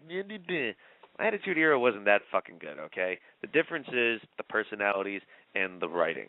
Now, I don't mean the booking, because the booking was pretty fucking shitty, actually, but by the writing, I mean there was at least something interesting going on week to week. It just seems to me that WWE just forgot how to tell a story. Case in point, we all know Punk and Daniel Bryan have different feuds that they're going into WrestleMania with, in this case Jericho, in the other case Sheamus, blah, blah, blah. But these two guys are the two champions, right? That's supposed to be a big deal, or at least it used to be. And they've wrestled how many times on TV in the past few weeks? Granted, I know people love the matches, and that's, believe it or not, something people really like to see, good wrestling. But I'm just saying that if this had happened years ago, maybe not even in the Attitude Era, but you'd think the idea of the two world champions wrestling on TV, what kind of is an unofficial series of matches, would be a bigger deal than just a few throwaway things that are used to advance the fucking GM's feud. I don't know. I just feel like WWE really just lost sight of how to tell a good story. Maybe everyone disagrees with me. Maybe they like this Rock Cena stuff, but let's get back into that, because on Raw last night was the anticipated, at least by the internet, because it certainly didn't draw in the ratings, at least so far. Haven't seen the rating in the overrun, but Raw overall did a little less than it did last week. But anyway, Rock made his retort promo to John Cena, and people seem to be into that. I've read other things where people thought it started off great, and then it got drowned out by the end of it, and maybe they kind of lost people, but let's see what you thought. Well, Brooks, the back and forth between The Rock and John Cena last night.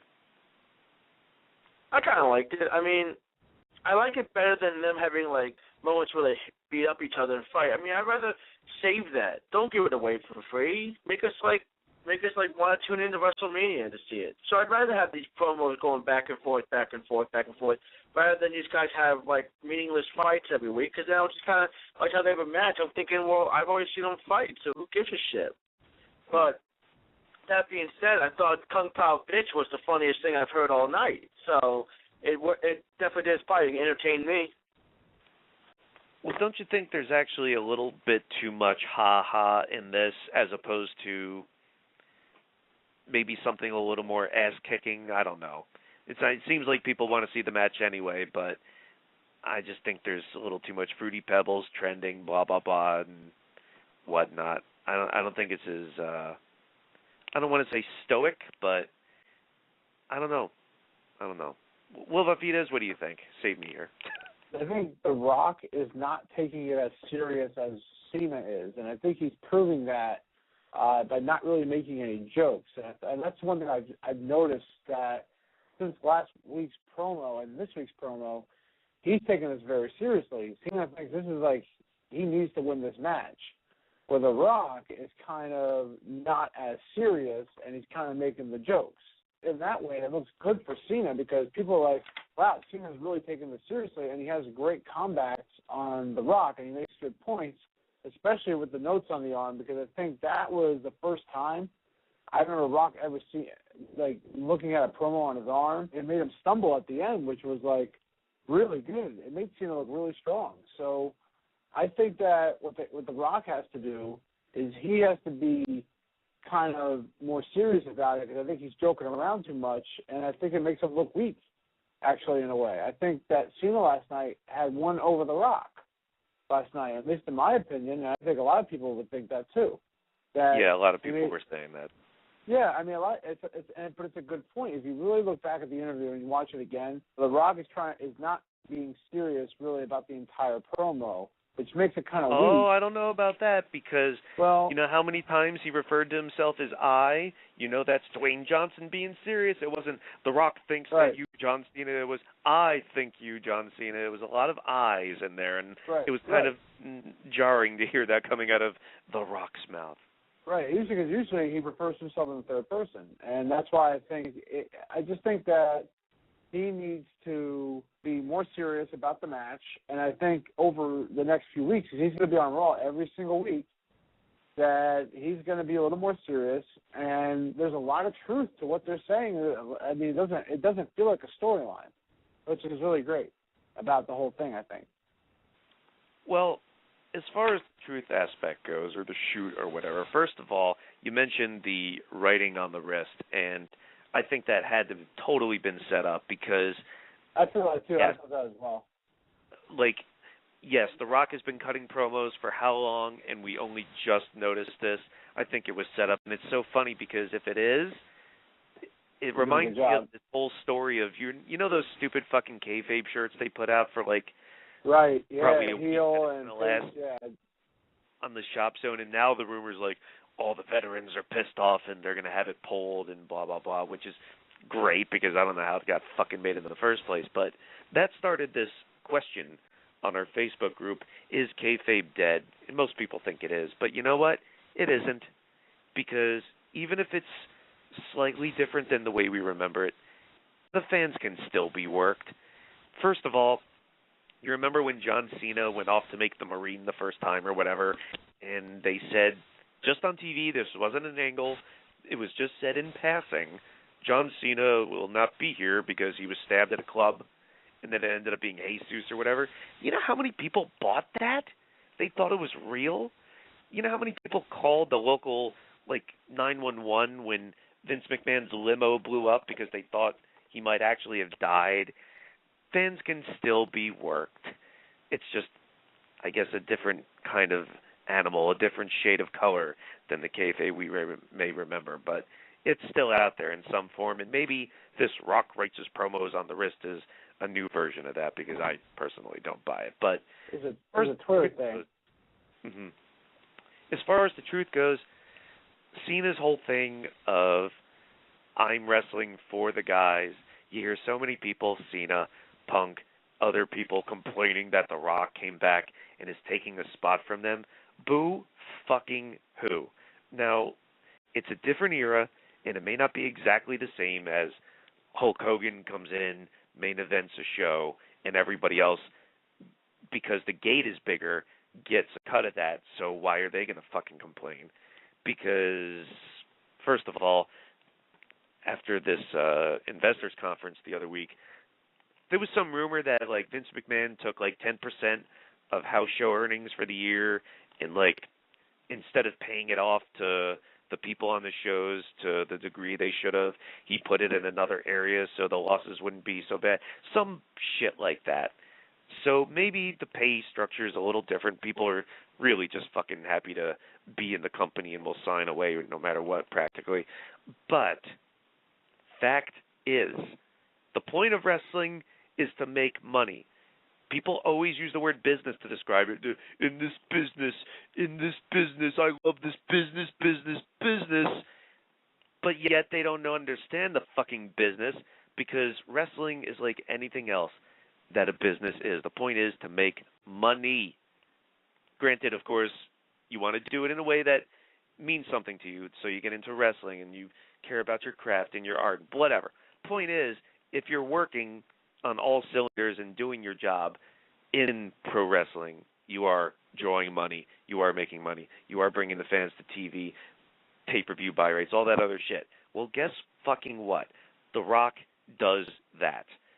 Granted, I know some people are excited about the Hell in a Cell and whatever, and the mid-card stuff, fine. But The Rock and Cena is the draw. So, should these people be focusing their negativity and their upset feelings on The Rock because he comes back and helps draw for their fucking big show? Or should they be focusing it more on the fucking writing team and Vince McMahon and all the other people who aren't doing their job and getting them over or letting them get over to the degree that they should? Because you know what?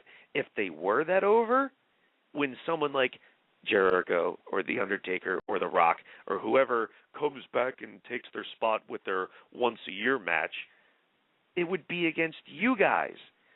The reason it's against John Cena is because John Cena is the guy and is over enough that when someone like The Rock comes back, people want to see him go against him. You should be upset about the writing team that isn't letting you get over to the point that when someone like The Rock comes back, they want to see him go against you. So I think The Rock is a little more in the right if there is a right and wrong in this sort of situation. So before we get back to you guys, the calls, let's see what the panel thinks. Work and shoot, whatever you want to call this. Fruity Pebbles, I'm still here, shit, that's going back and forth with the trending Rock and John Cena. What do you think about that whole thing, Will Brooks? Well, it's like we were talking about when we were filming on Saturday. It doesn't bother me when a guy in wrestling decides to do something else with his life. I mean, so many people want guys to wrestle till they can't wrestle anymore. No, I mean, I'm perfectly fine with guys who want to retire or go on to do something else. The Rock was getting paid way more money to not get his ass kicked every single day. So why the hell would he not take it? So people are just pissed off about nothing. And the fact that he was coming back, I knew when he came back, he wasn't back for a weekly basis. He was back for good. It's just he wouldn't be back on Monday Night Raw because he still had shit to do. He still had obligations in the movie industry to do. It's fine. It doesn't bother me that he's not there every Monday night. He's got work to do. He's getting paid millions of dollars to do movies. Why would he come back to do a weekly show? I don't blame him. But that being said, you're right. I mean, he's coming back. People want to bitch him out. He's taking out a spot. Well, fuck you. Get yourself in that position for you. You can say, no, we don't need The Rock. I can do this all by myself. Fuck him. I'll draw the money. Now, is it the writing team's fault? Most probably. Is it the wrestler's fault? On some level, yes. But same time, you gotta have to do it yourself. Look at Zack Ryder. He did it himself. Yeah, he's not champion, but he's got to himself a position where he's a name and made himself indispensable to the company. Someone else has got to do the same way. Now, someone's got to do the same thing. Maybe you got to do it a different way, but you got to do it yourself. You got to find your way to get over and do it. Whether that's getting an internet show or something else on TV that you do that people like, find it, do it, and make it work. Draven Filth in our chat room says they'll whine about The Rock all the way to the bank. And that's more true than you know, because these fucking mid-card guys, I don't know if they're going to do Money in the Bank, but if not, they're going to certainly do that GM team versus GM team with like Johnny Ace's new corporation or whatever versus Teddy Long's team. But point being, Vince McMahon is actually pretty generous with WrestleMania paydays because we all know everyone is building up and working all year for that event. So these guys getting WrestleMania paydays will get, like, no exaggeration, 6 figures each practically. So why do you think they do those sort of matches at WrestleMania where they cram everybody into a match, a battle royal, 8-man tag or a Divas tag, whatever, and gauntlet matches and all that other sort of shit? It's to get people those paydays. So, yeah, they are going to whine all the way to the bank. Wah. We, the fans, are winning this entire thing because we get to see a WrestleMania that I think is going to be, like I said, a big WrestleMania for all of us. I think it's going to be the best WrestleMania in the last 9 to 10 years. And they're trying to do, I mean, Vince McMahon is obviously trying to improve the business. I mean, that's just the bottom line. If you look at his last share. Not hard enough, but that's another issue. Yeah, well, I mean, we're looking at his last stock results or his last, whatever the results were. The quarter results. It wasn't. Yeah, quarter results weren't that great. I think that this is like the year he's got to improve his business because his film industry ain't doing great. The whole WWE Network is not going, I think, the way they planned it. Not only is it not, the pay-per-view part is really interesting because we look at the summer of Punk, and they had to bring back Punk to main event to capitalize on this hot angle, and it didn't do nearly as good to spike SummerSlam's buy rate as Money in the Bank spiked up because of the angle. And then Rock comes back at Survivor Series, and it doesn't go nearly as high as you'd expect. And then the other pay-per-views, like the B shows, go down. So, Wait a minute. This is with CM Punk and John Cena and Randy Orton and all the other big names on their roster. So, obviously there's more going on, whether it's too many pay-per-views, same old storylines, whatever it is, people just aren't buying it with their top draws. But no one knows who a lot of these guys are. I mean, I remember listening to Hot 97 one day and CM Punk was on the show about Chris Brown, and a lot of these people say, "Who are you?" Like, they don't even know who CM Punk is. So that says a lot about it. Well, John Cena is the only known guy in the entire WWE that maybe the mass media would know or who would understand who he is.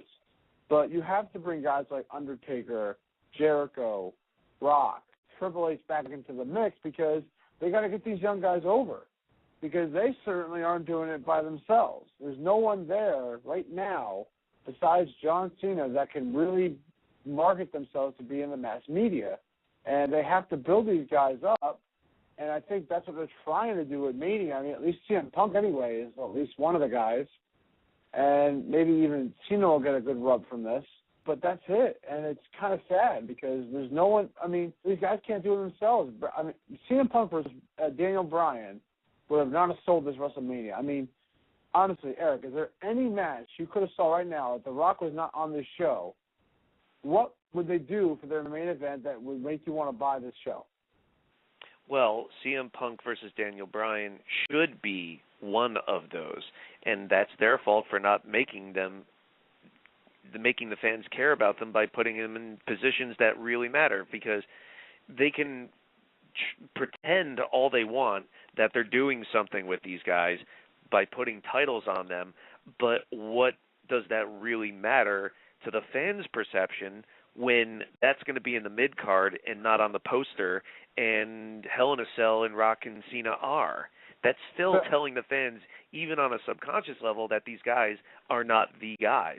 And the chickens have finally come home to roost, I think, to a degree, because they're not going to be able to squeeze that much more out of Undertaker and Triple H.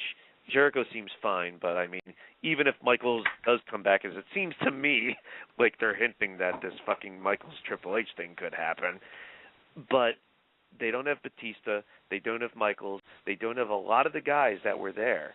A lot of these guys are winding down too. They can't keep going to this same old well over and over and over. We've been saying it for years, and now I think they're really feeling it more than ever. Mysterio's not on TV, etc., because when they put these matches on with with Punk and Danielson and whatever, it loses ratings. You check the quarterlies for Raw, and their segments don't draw. And maybe they come back up for, like, the main event or something, but you see that it loses people. The buy rates aren't reflecting anything. So they really just need to shit or get off the pot with some of these guys and make these guys the fucking stars. They have a great roster. They have a good roster of wrestlers, and they don't know what to do with it, it seems like. Right. I don't know. Yeah. I don't know. I mean, I think they're really hitting their stride right now. I think so far this has been a pretty good year. I mean, yeah, the Elimination Chamber really didn't do anything because nothing really happened. But you see when you put a guy like Santino Marella in the main event, people are like, oh, I got to see that. So people again, want it. Right. People want to see that. So obviously Santino Marella is the kind of character that gets over and is loved by everyone, kind of like the Mick Foley of WWE, where he was loved no matter what he did. And I think Santino's that kind of guy, and hopefully he gets something this year, and hopefully at Mania. But even Zack Ryder, like, they buried him with Kane, but they're trying to do that because they want people to care about Ryder again, and I think that's what they're trying to do. Wow, so, I don't know about that, because if they really wanted, maybe in their really weird way of thinking, but I go back to Survivor Series again, and I'm sitting there watching Dolph Ziggler defend the U.S. title against John fucking Morrison, and the most over person in the match isn't even seen, and that's Zack Ryder. The fans were not even asking that much.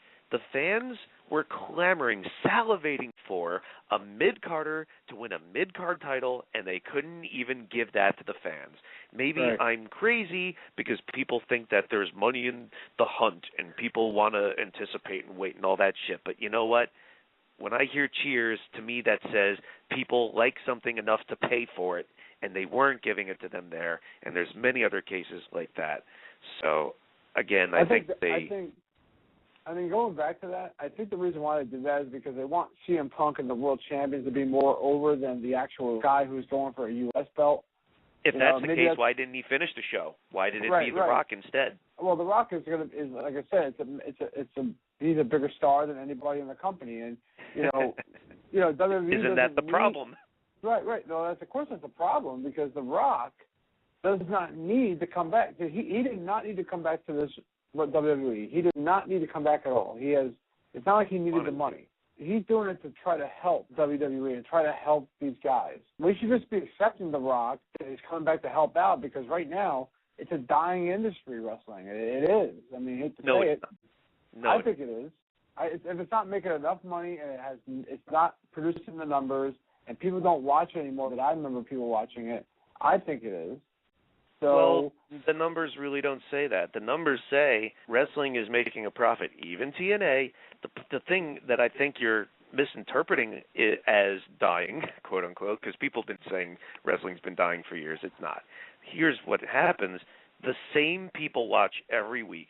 Even if you look at the TV ratings, Raw may go up a little bit, down a little bit, but it stays within the same range of about 4.5 million people. TNA, same thing, 1 million, 1.5 million people. This has been going on for years. There's no growth. It's like the same people watch every year, and then like the same people who don't watch once a year for WrestleMania and maybe the Rumble. There's no growth really going on. Yeah. That's a problem, I think. I still think that's a problem. I mean, you're right. I'm probably over-exaggerating that, maybe just because things have changed with Internet and Twitter and YouTube, which adds a factor to it. And you think that would grow wrestling instead of do nothing. Yeah, and I'm sure. I think that's why WWE is capitalizing on the social media part. That's why they're trying to get the Twitter. I think they're one of the companies in the world that are really taking this and going really far with it. I mean, I watched their YouTube stuff. I started subscribing to their Fan Nation, and they got some pretty good shows on there that are actually quite good. Hopefully, Mania gives us the right stride to a great show, and hopefully, or it's on the radio show again, or whenever we come back on, that after 2 weeks of The Rock and Cena, maybe we're going to be a little more invested, and maybe fans won't be boshing it a little too much as they are right now. Even Augusta, Georgia. Oh, thank you. I have a quick question. Yes? I was watching a show. It was the WWE Legend Roundtable that talked about the Southern culture of wrestling. What do you view on the Northern culture? Wait, what? What did you call it? Oh, they did a show like the Southern culture of wrestling. Who's like, they? Oh, sorry, the WWE Roundtable, like Legends a couple years ago, I think. Legends of Wrestling, sir. Thank you. I'm sorry. We are the Wrestling Roundtable. I apologize.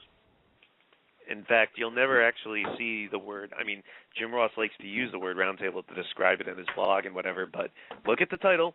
Word roundtable ain't in there. That's us. See, I forgot. Thank you for correcting me. But as you were saying. So what do you use on the northern culture? Because they discussed the southern culture of how back then, kind of what you see now is kind of a little representation of how it was in southern culture where you had to change your style every week and stuff like that. What do you use on the northern culture? The smart mark territory, they call them, all that stuff. Did they? Well, that's what a lot of, like, you know, a lot of people on the internet, like, you know, let's say Madison Square Garden for WrestleMania 20 or like Philadelphia. Like Chicago, place like that. Yeah. Well, if they want to call it that, it's really diehard wrestling fans, and that's very passionate. It's not to say that the South wasn't, because clearly they were. You just look at the crowds that Flair and Von Erich were drawing when they finally put the world-class hero over for the world title, and it was huge. So obviously the South has a rich wrestling history, but I can tell you that wrestling promotions don't like touring there a lot because people don't spend a lot of money. But that's maybe due to economic issues, but up in the Northeast, it's really diehard wrestling fans. You mentioned WrestleMania 20. Well, I was at WrestleMania 20, and that was a very hot ticket. And you know, with all the fucking ticket scalpers and scams and Ticketmaster and all that bullshit, if you were in Madison Square Garden that night, you made sure you were there. And that's why guys like, who we do not speak of, Eddie Guerrero, more of that typical smart mark sort of wrestler, were as over to the degree they were. And, I mean, really, if there was no New York, there is no WWE now. That's their whole history with WWF. So it's definitely a lot more cynical, I would say, than the South. But I don't want to say any less passionate. But we've got about 2 minutes left to air, and let's see who else we can get on before we go into overtime. Gerald in Mississippi, you are back on. Yeah, we were talking about Rock earlier, and you touched on it about creative, and there's a reason, like, every time I mention them, I always kind of refer to them very sarcastically, because it's like you say, they just seem to, they're not doing what they have to do, and if they were, you know, we wouldn't have these issues we have, like, with these people that we're running out of as far as Rock and Cena and like, Undertaker and those people. It's like Ryder winning the U.S. belt made too much damn sense. I mean, and plus, him winning that was supposed to move Ziggler, who's somebody who would shit if he had enough time on the clock. It's like, he, you know, that would have moved him to this title picture that he should have been in, you know, for some time now. So I totally agree with you about that. That's all. It seems to me that WWE is great at getting the ball rolling on things, but I don't know if they have an end game in mind. Now, granted, a lot of things happen sometimes, like Daniel Bryan gets fired due to the tie incident like a day or two after the Nexus thing. So there are some outside factors now with the investors and with Linda running for, with the stockholders and Linda running for Senate and the kiddie sponsors like Mattel and all that. But you'd think that they would start with the end game in mind and work backwards from there. And I don't really see that a lot anymore. It seems like they get something and almost kind of luck their way into something like Zack Ryder getting over, which they never foresaw. But we have about 45 seconds left on the normal broadcast. If you're listening on blogtalkradio.com or Go Fight Live, we are going to go dark for you unless you call in. The number is 347-857-4647. You got about 30 seconds left to catch in and hear the rest of the show in overtime. And we've got lots of you on the line that we will put you on during overtime. All right, we are in overtime right now, everybody. And we've been talking a lot about WWE. I know you don't watch it anymore, Corey, but certainly you seem up on some of the things that are going on at the very least. And as someone who's been a wrestling fan for a long time, I'm sure you can at least put it in perspective. So do you have any opinions you want to throw out there on anything we've been talking about? Well, I think that it's a shame that we didn't have Cena Rock last year. I feel that most of the interest was held for this right before Elimination Chamber. I think that this might be a mistake having held off on Cena Rock for so long. I mean, we're now over a year into when The Rock had that first promo when he first came back. I just don't feel that there's going to be enough reaction come WrestleMania for this match, and I think that that's a big shame. This could be a very good match. I just don't think it's going to hold up to what WWE is expecting, especially not when I see the ratings report and I see that they're not doing as well as they could be, considering that we've only got a few more weeks until this event. Well, I brought up Zack Ryder before, and I said WWE doesn't know how to tell stories anymore. I mean, that's a big general blanket statement to make, but as much as I'm not particularly into it anymore at all, really, I will go back through old stuff. And it's not necessarily stuff that I grew up with, but stuff even from when I was a little older. And the storytelling was just so good on a lot of it. Now, granted, there are a lot of loose ends with some feuds that may have started in the mid-card or any other place that didn't go anywhere, but when they got everything right, when they were on the ball, holy shit. Bret Hart, Steve Austin, and Hogan Warrior, and so many, Savage Steamboat, so many great examples of storytelling and branching off into different areas and episodically. And you would think that having 2 hours every Monday night, 2 hours every Friday or whatever, plus, I don't know if you count Superstars in NXT, but I don't even need it, plus 24/7/Classics on Demand, or YouTube, or the potential network and pay-per-view every month. You'd think they'd want to stretch out stories because they have so many hours to deal with. Now, I know it's this ADD culture and we need things and there's no more patience anymore, but I'm telling you, wrestling fans don't have as short a memory as people think. They appreciate detail, they appreciate continuity, and they remember shit. Granted, when Bret Hart came back the other year and went face-to-face with Shawn Michaels, a lot of the kids in the crowd only knew him from the video games when he was a downloadable character, but the people who have stuck around and been watching WWE all their lives, you know how jacked they were for that? They didn't forget who Bret Hart was. Just like if they had brought back Macho Man. Hell, just Rock mentioning Macho Man on Monday got a chance started. People are not as forgetful, and their memories are better than you think. Let's go to some calls, though. I told you we'd get to you in overtime. Royce, back in California, you're on again. Oh, I kind of wanted to talk about maybe yesterday's Raw, but first I kind of wanted to talk about the whole CM Punk, Chris Brown thing. I know that's not really you're probably not that into it, but it's more like last week. Could I make a domestic abuse joke and say it's been beaten to death? Oh, you should have, but especially with according to who's Punk is facing at Mania. But it's like on SmackDown, the live SmackDown last week, they almost treated it like an angle, like Chris Brown might show up and like confront Punk on it.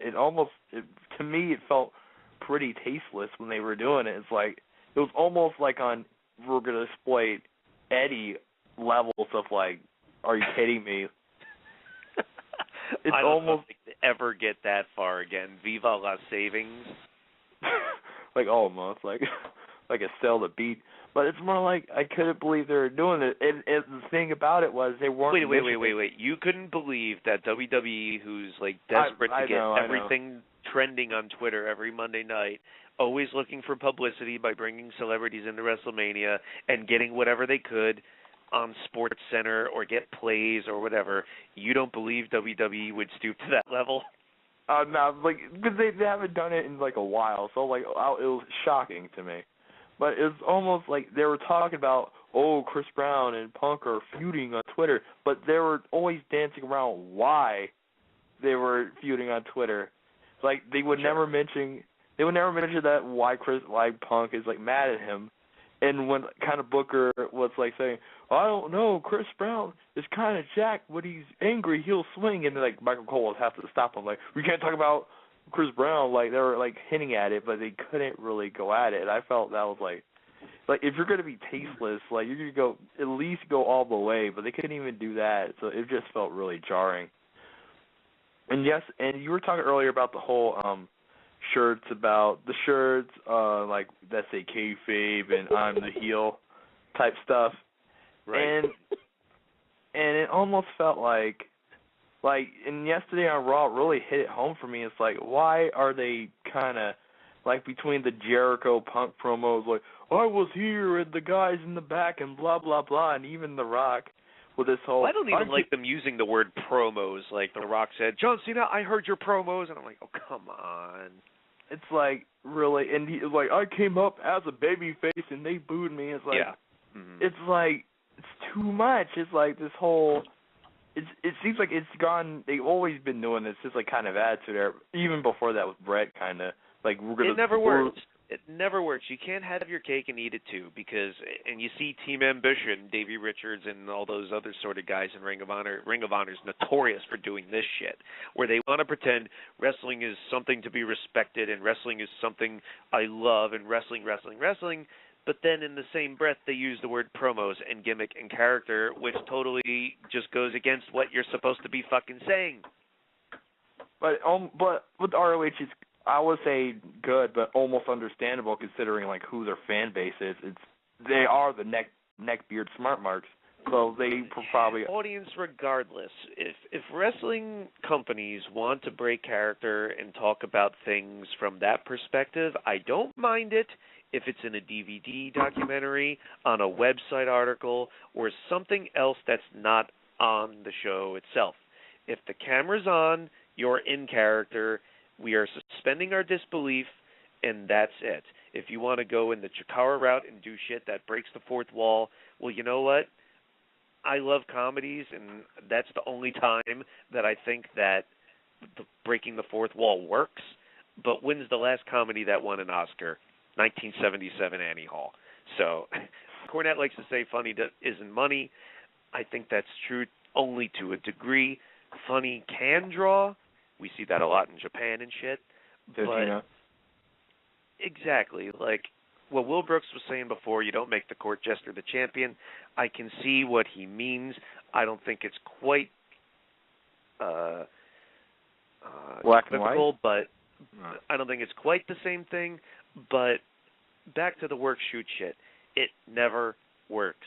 Based on the simple premise, if one little bit is fake, then that just unravels the whole thing, that thread. Yeah, but it seems like recently, especially after the whole Punk, like the ascension of Punk last year, it seems like it's gone into overdrive with the whole build-up between Cena and Rock and then popping shots and Twitter and blah, blah, blah.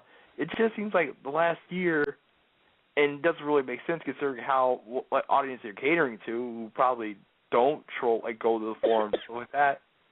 It's almost like it's like it doesn't match the demographic when they do this. It's like oh, like when you have Jericho talk about, well, I came up in Japan and WCW.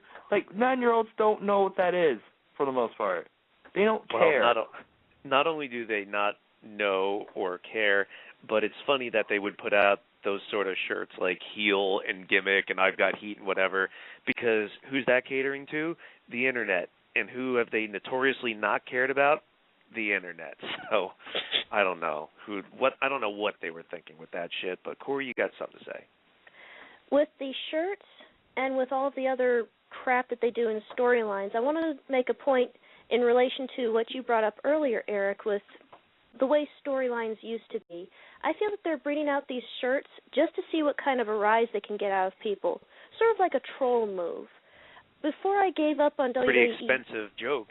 A very expensive joke, and a very stupid one at that. Before I gave up on... not to cut you off, but then again, I remember hearing this story about some angle that maybe it was around the Donald Trump time or some shit, that McMahon was doing one of his ridiculous things on camera that he's always known for, and JBL was in the back turning to someone going, this is how a billionaire spends his money. We all know Vince McMahon does a lot of shit just to get a rise out of himself, so maybe you're right on that, but what else you got? I feel that they've missed the boat entirely on what their main storylines should be about, good versus evil. I don't think that a wrestling story should ever be more complicated than that. We don't need to hear about kayfabe. We don't need to hear about the business. We don't need extra people involved in a storyline. We just need heel versus face. And it really shouldn't still gone. It shouldn't be gone. No, it's not. It shouldn't I mean, be. I'm not completely agreeing with Corey, because sometimes you can get more complicated stories, but that is what's funny about the Attitude Era, in large part with Steve Austin, because people kept saying shades of gray, when it's really more anti-hero than hero, because he's still a babyface. He's a hero. Don't tell me otherwise, because if that was the case, where there's no more good guys and bad guys and shades of gray, you would never hear rumors of so-and-so might be turning face, so-and-so might be turning heel. Wrestling will always be, at its foundation, good guy versus bad guy. It's just the definition of what those character traits are that kind of change. So I'm kind of in the middle between you two on that one, but you were saying something, Will? Good versus, the face versus the heel is, look at the main event. This was WrestleMania. There is no face or heel in this match. It's a split. It's basically two faces, but the audience is split up as far as the two faces goes. It's supposed to be heel versus face, but guess what? This main event at WrestleMania is not that case. And a lot of people are invested in watching this WrestleMania more than any other show in a long time. Okay, well, so I don't 100% disagree with it, because we have to keep the face and heel thing going, good guy versus the bad guy, but it doesn't always sell. And okay, this is the kind of match, this is the kind of point. You do not need to have a heel versus a face to get a match or get the point of pro wrestling over. You just need to have something that people are emotionally attached to, that invests them to say, hey, I want to see this. And that's really what it's about. It's really about the fans investing. If you have a heel versus face and it's not that entertaining, then they're not going to get invested in it.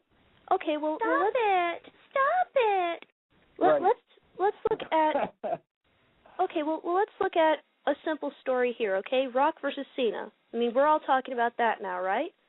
Okay. Well, that's the biggest thing in the world right now. If we're going to do this at WrestleMania, why can't we just focus on The Rock and Cena? I mean, from January onward, they should have been focused on just The Rock and Cena. And then I'm reading the spoilers online, and I'm like, okay, now John Cena has a little buddy, and it's Zack Ryder. And now Kane is pissed at Cena for reasons I don't quite understand. And now Eve is sticking her ass in this, and she's with Zack Ryder. No, wait, she's snogging Cena, but Cena doesn't like her. But she's in cahoots with the Bella Twins. What the hell does this all have to do with The Rock and Cena?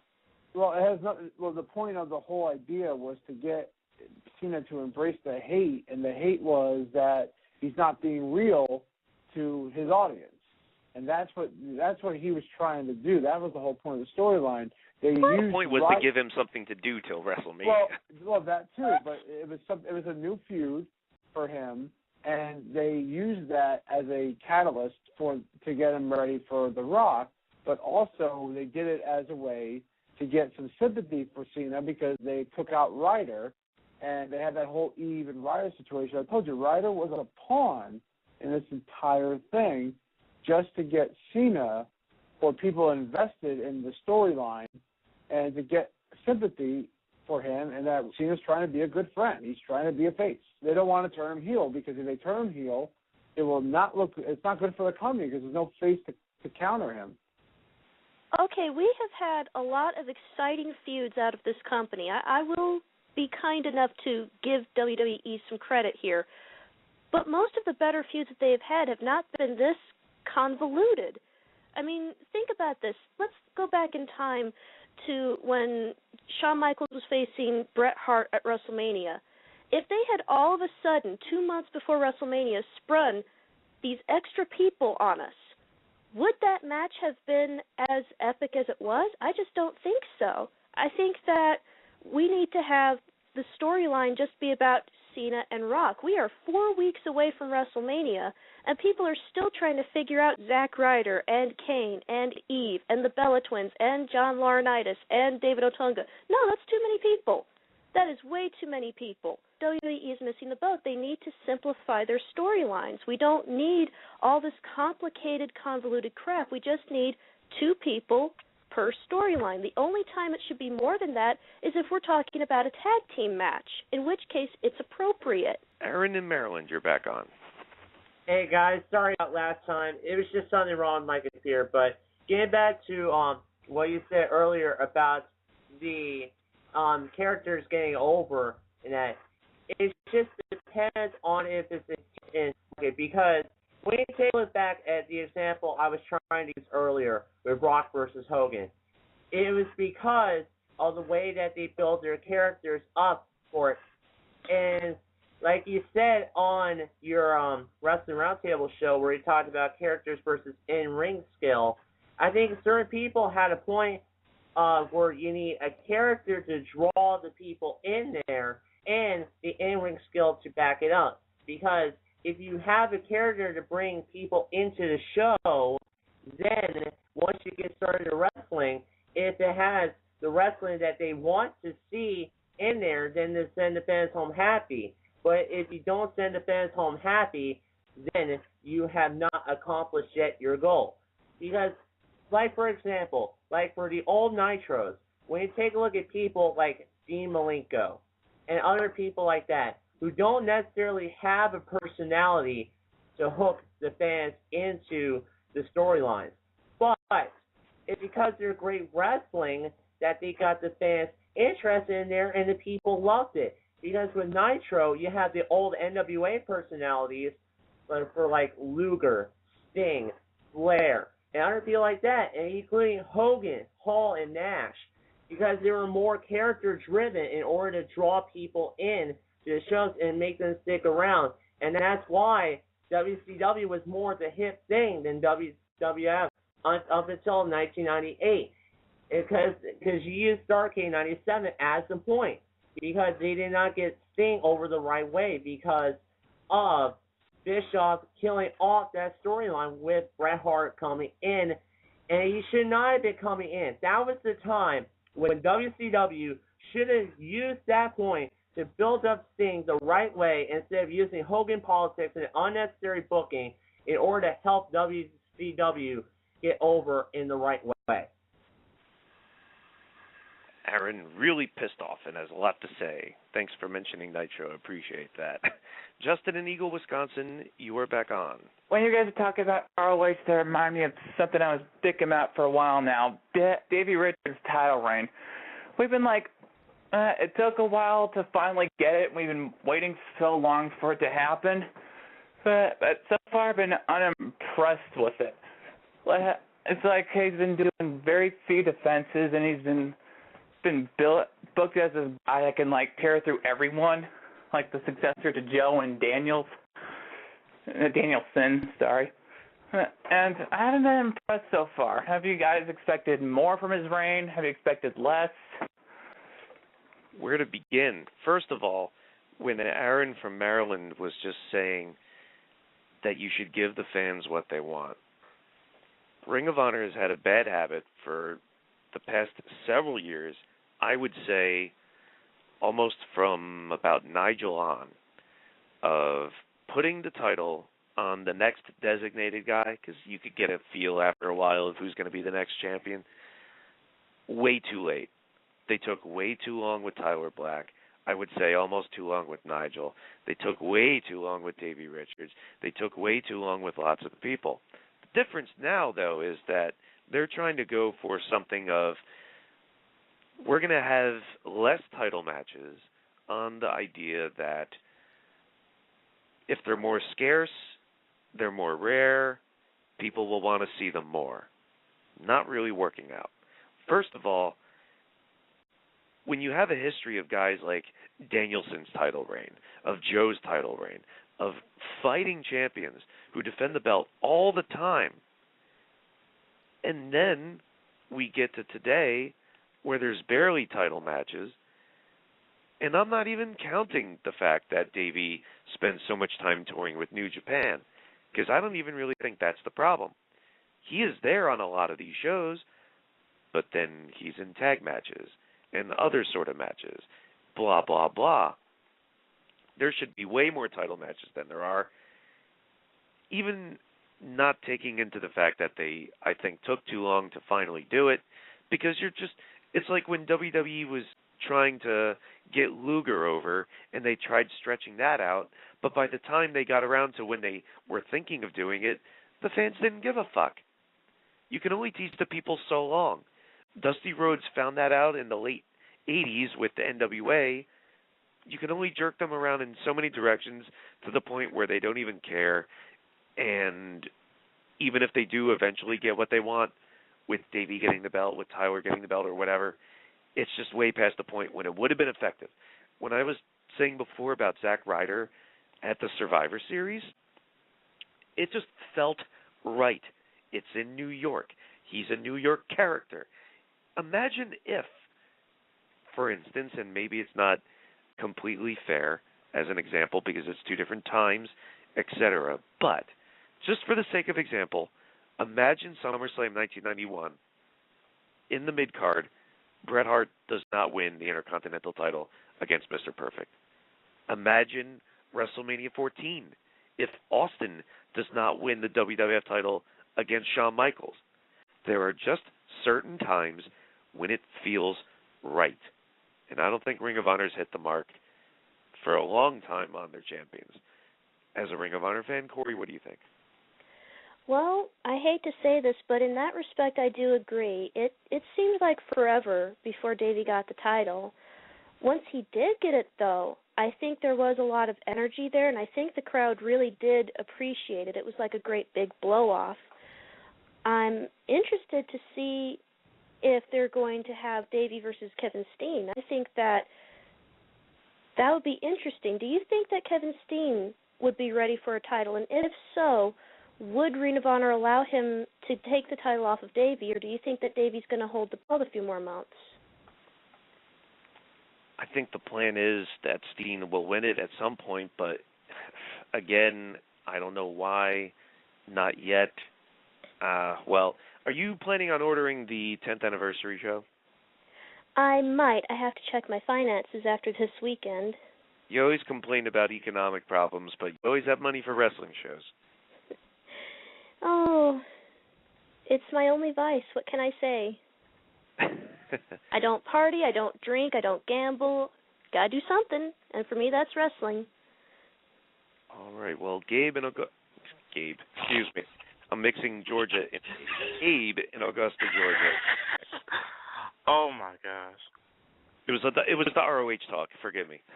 Okay, it's fine. It's fine. I want to go back into something you discussed earlier about how people, like, you get people coming to feuds that don't make no sense, like with Zack Ryder, Eve, and the John Cena thing. You can have people in the feud, but they got to relate to the people in it. Like, remember remember Bret in 94 when they started out? And Bob Backlund, yep. Yeah, in that feud, it worked because, okay, he screwed Bret, but he knew Backlund, he liked Backlund. Even you go back to SummerSlam 94 with Neidhart and Bulldog in that feud, where Bulldog beat Bret in 92, was it? Neidhart was his partner. So you can have people in the feuds with it, but you got to have it related to the guys somehow in the storyline to continue the feud. Well, I mean, I don't mean to cut you off, but it could just be creative, and I think Corey just feels this isn't creative. And I'll give you, for instance, if you want to see someone interjected in a feud as a kind of an intermediary, let's go back to Savage Steamboat. When Savage attacked Ricky Steamboat and gave him his throat injury, well, Bruno Sammartino got so offended by that when he was trying to interview Savage, who was being a savage, that sparked a whole little mini feud that they had in the meantime. And then it got back to Savage and Steamboat when Steamboat returned. So I think it's just a matter of creativity, and I think Corey was just making the point that this Ryder stuff was just going in a weird direction, or she just didn't like the writing of it. Well, I didn't like it, too, and the problem I had with it was he was getting hot, but then they took him off TV. And is he hurt, or is he just taken off TV a lot? Who? Zack Ryder? Yeah. I think they just took him off TV. Well, I haven't heard anything about him. That's kind of stupid because he was getting momentum going, he's still on TV. Why would you do that? No, I'll tell you what fucking stupid is as far as taking off TV. Funkasaurus Rex. What the my gosh. Now, we talked about it on the show when it first happened, okay? I really didn't give a fuck. People enjoyed it. Fine. I don't care. But then they take him off TV. This blows my fucking mind. You get some guy over, which really was a joke, by accident, and you don't run with it? I couldn't imagine them doing this in any other period. You get a guy over, which is like the magic thing that you want to get everybody, right? And then they cut the legs out from underneath it for like no reason. What, he's not safe in the ring? Yeah, fucking Kali is. And Randy Orton. Hey, Randy Orton. Big Show just hurt how many people? What the fuck? I don't understand their mentality. And I've almost like given up trying to figure out their reasoning for shit. It's so counterintuitive. Well, the internet found out that Christian's coming back, so let's turn Matt Hardy heel instead. What?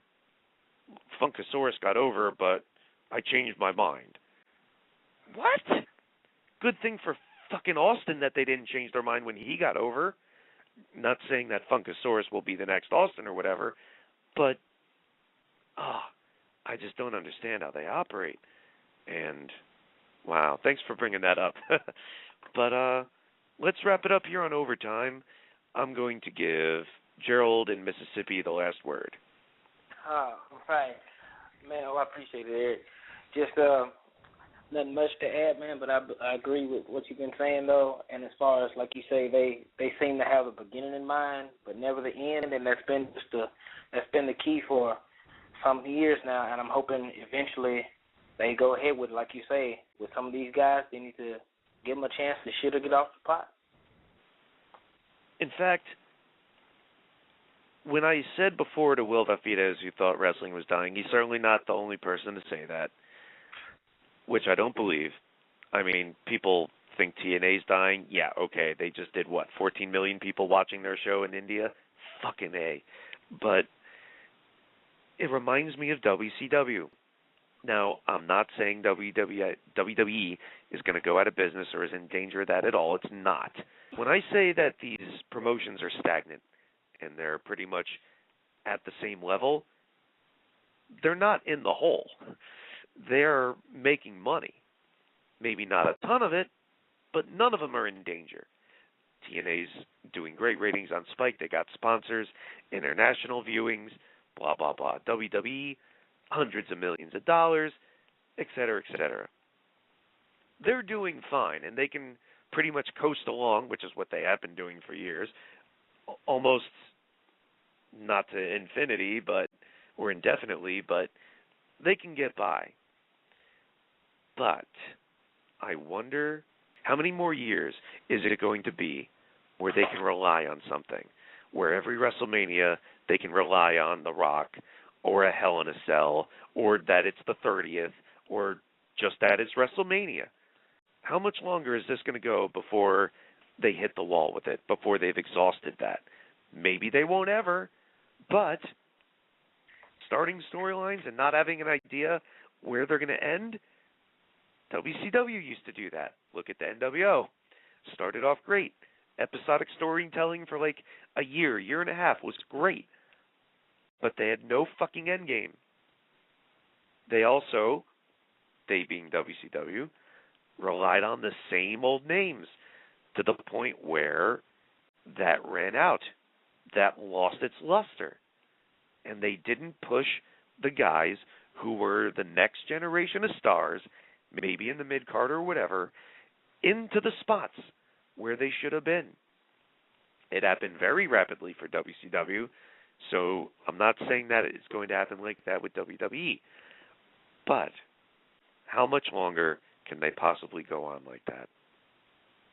That's a question for you to discuss. Leave your comments on YouTube, on iTunes, on our message board at WrestlingRoundtable.com, on Twitter, on our Facebook pages, wherever you can. Share your thoughts, because that's what the show's about, getting your opinion. Thank you to everybody for calling in, especially here on Overtime. And thanks to the panel. We're going to be off for the night, though. We'll be back in a couple weeks. We're going to talk about Strikeforce, Miesha Tate versus Ronda Rousey, which is actually this Saturday. Can't wait for that. We'll see if we can cover ROH's 10th anniversary show, the latest goings-on in WWE, TNA, MMA, pro wrestling, whatever it might be. We're also going to follow up on some of our latest uploads and topics. So for the panel of Will Brooks, Will Valfides, Rodney LeConte, Coriander Ake, and thank you once again to all the callers. I'm Eric Santamaria. Thank you, and join us in a couple weeks on Wrestling Roundtable Radio and on WrestlingRoundtable.com.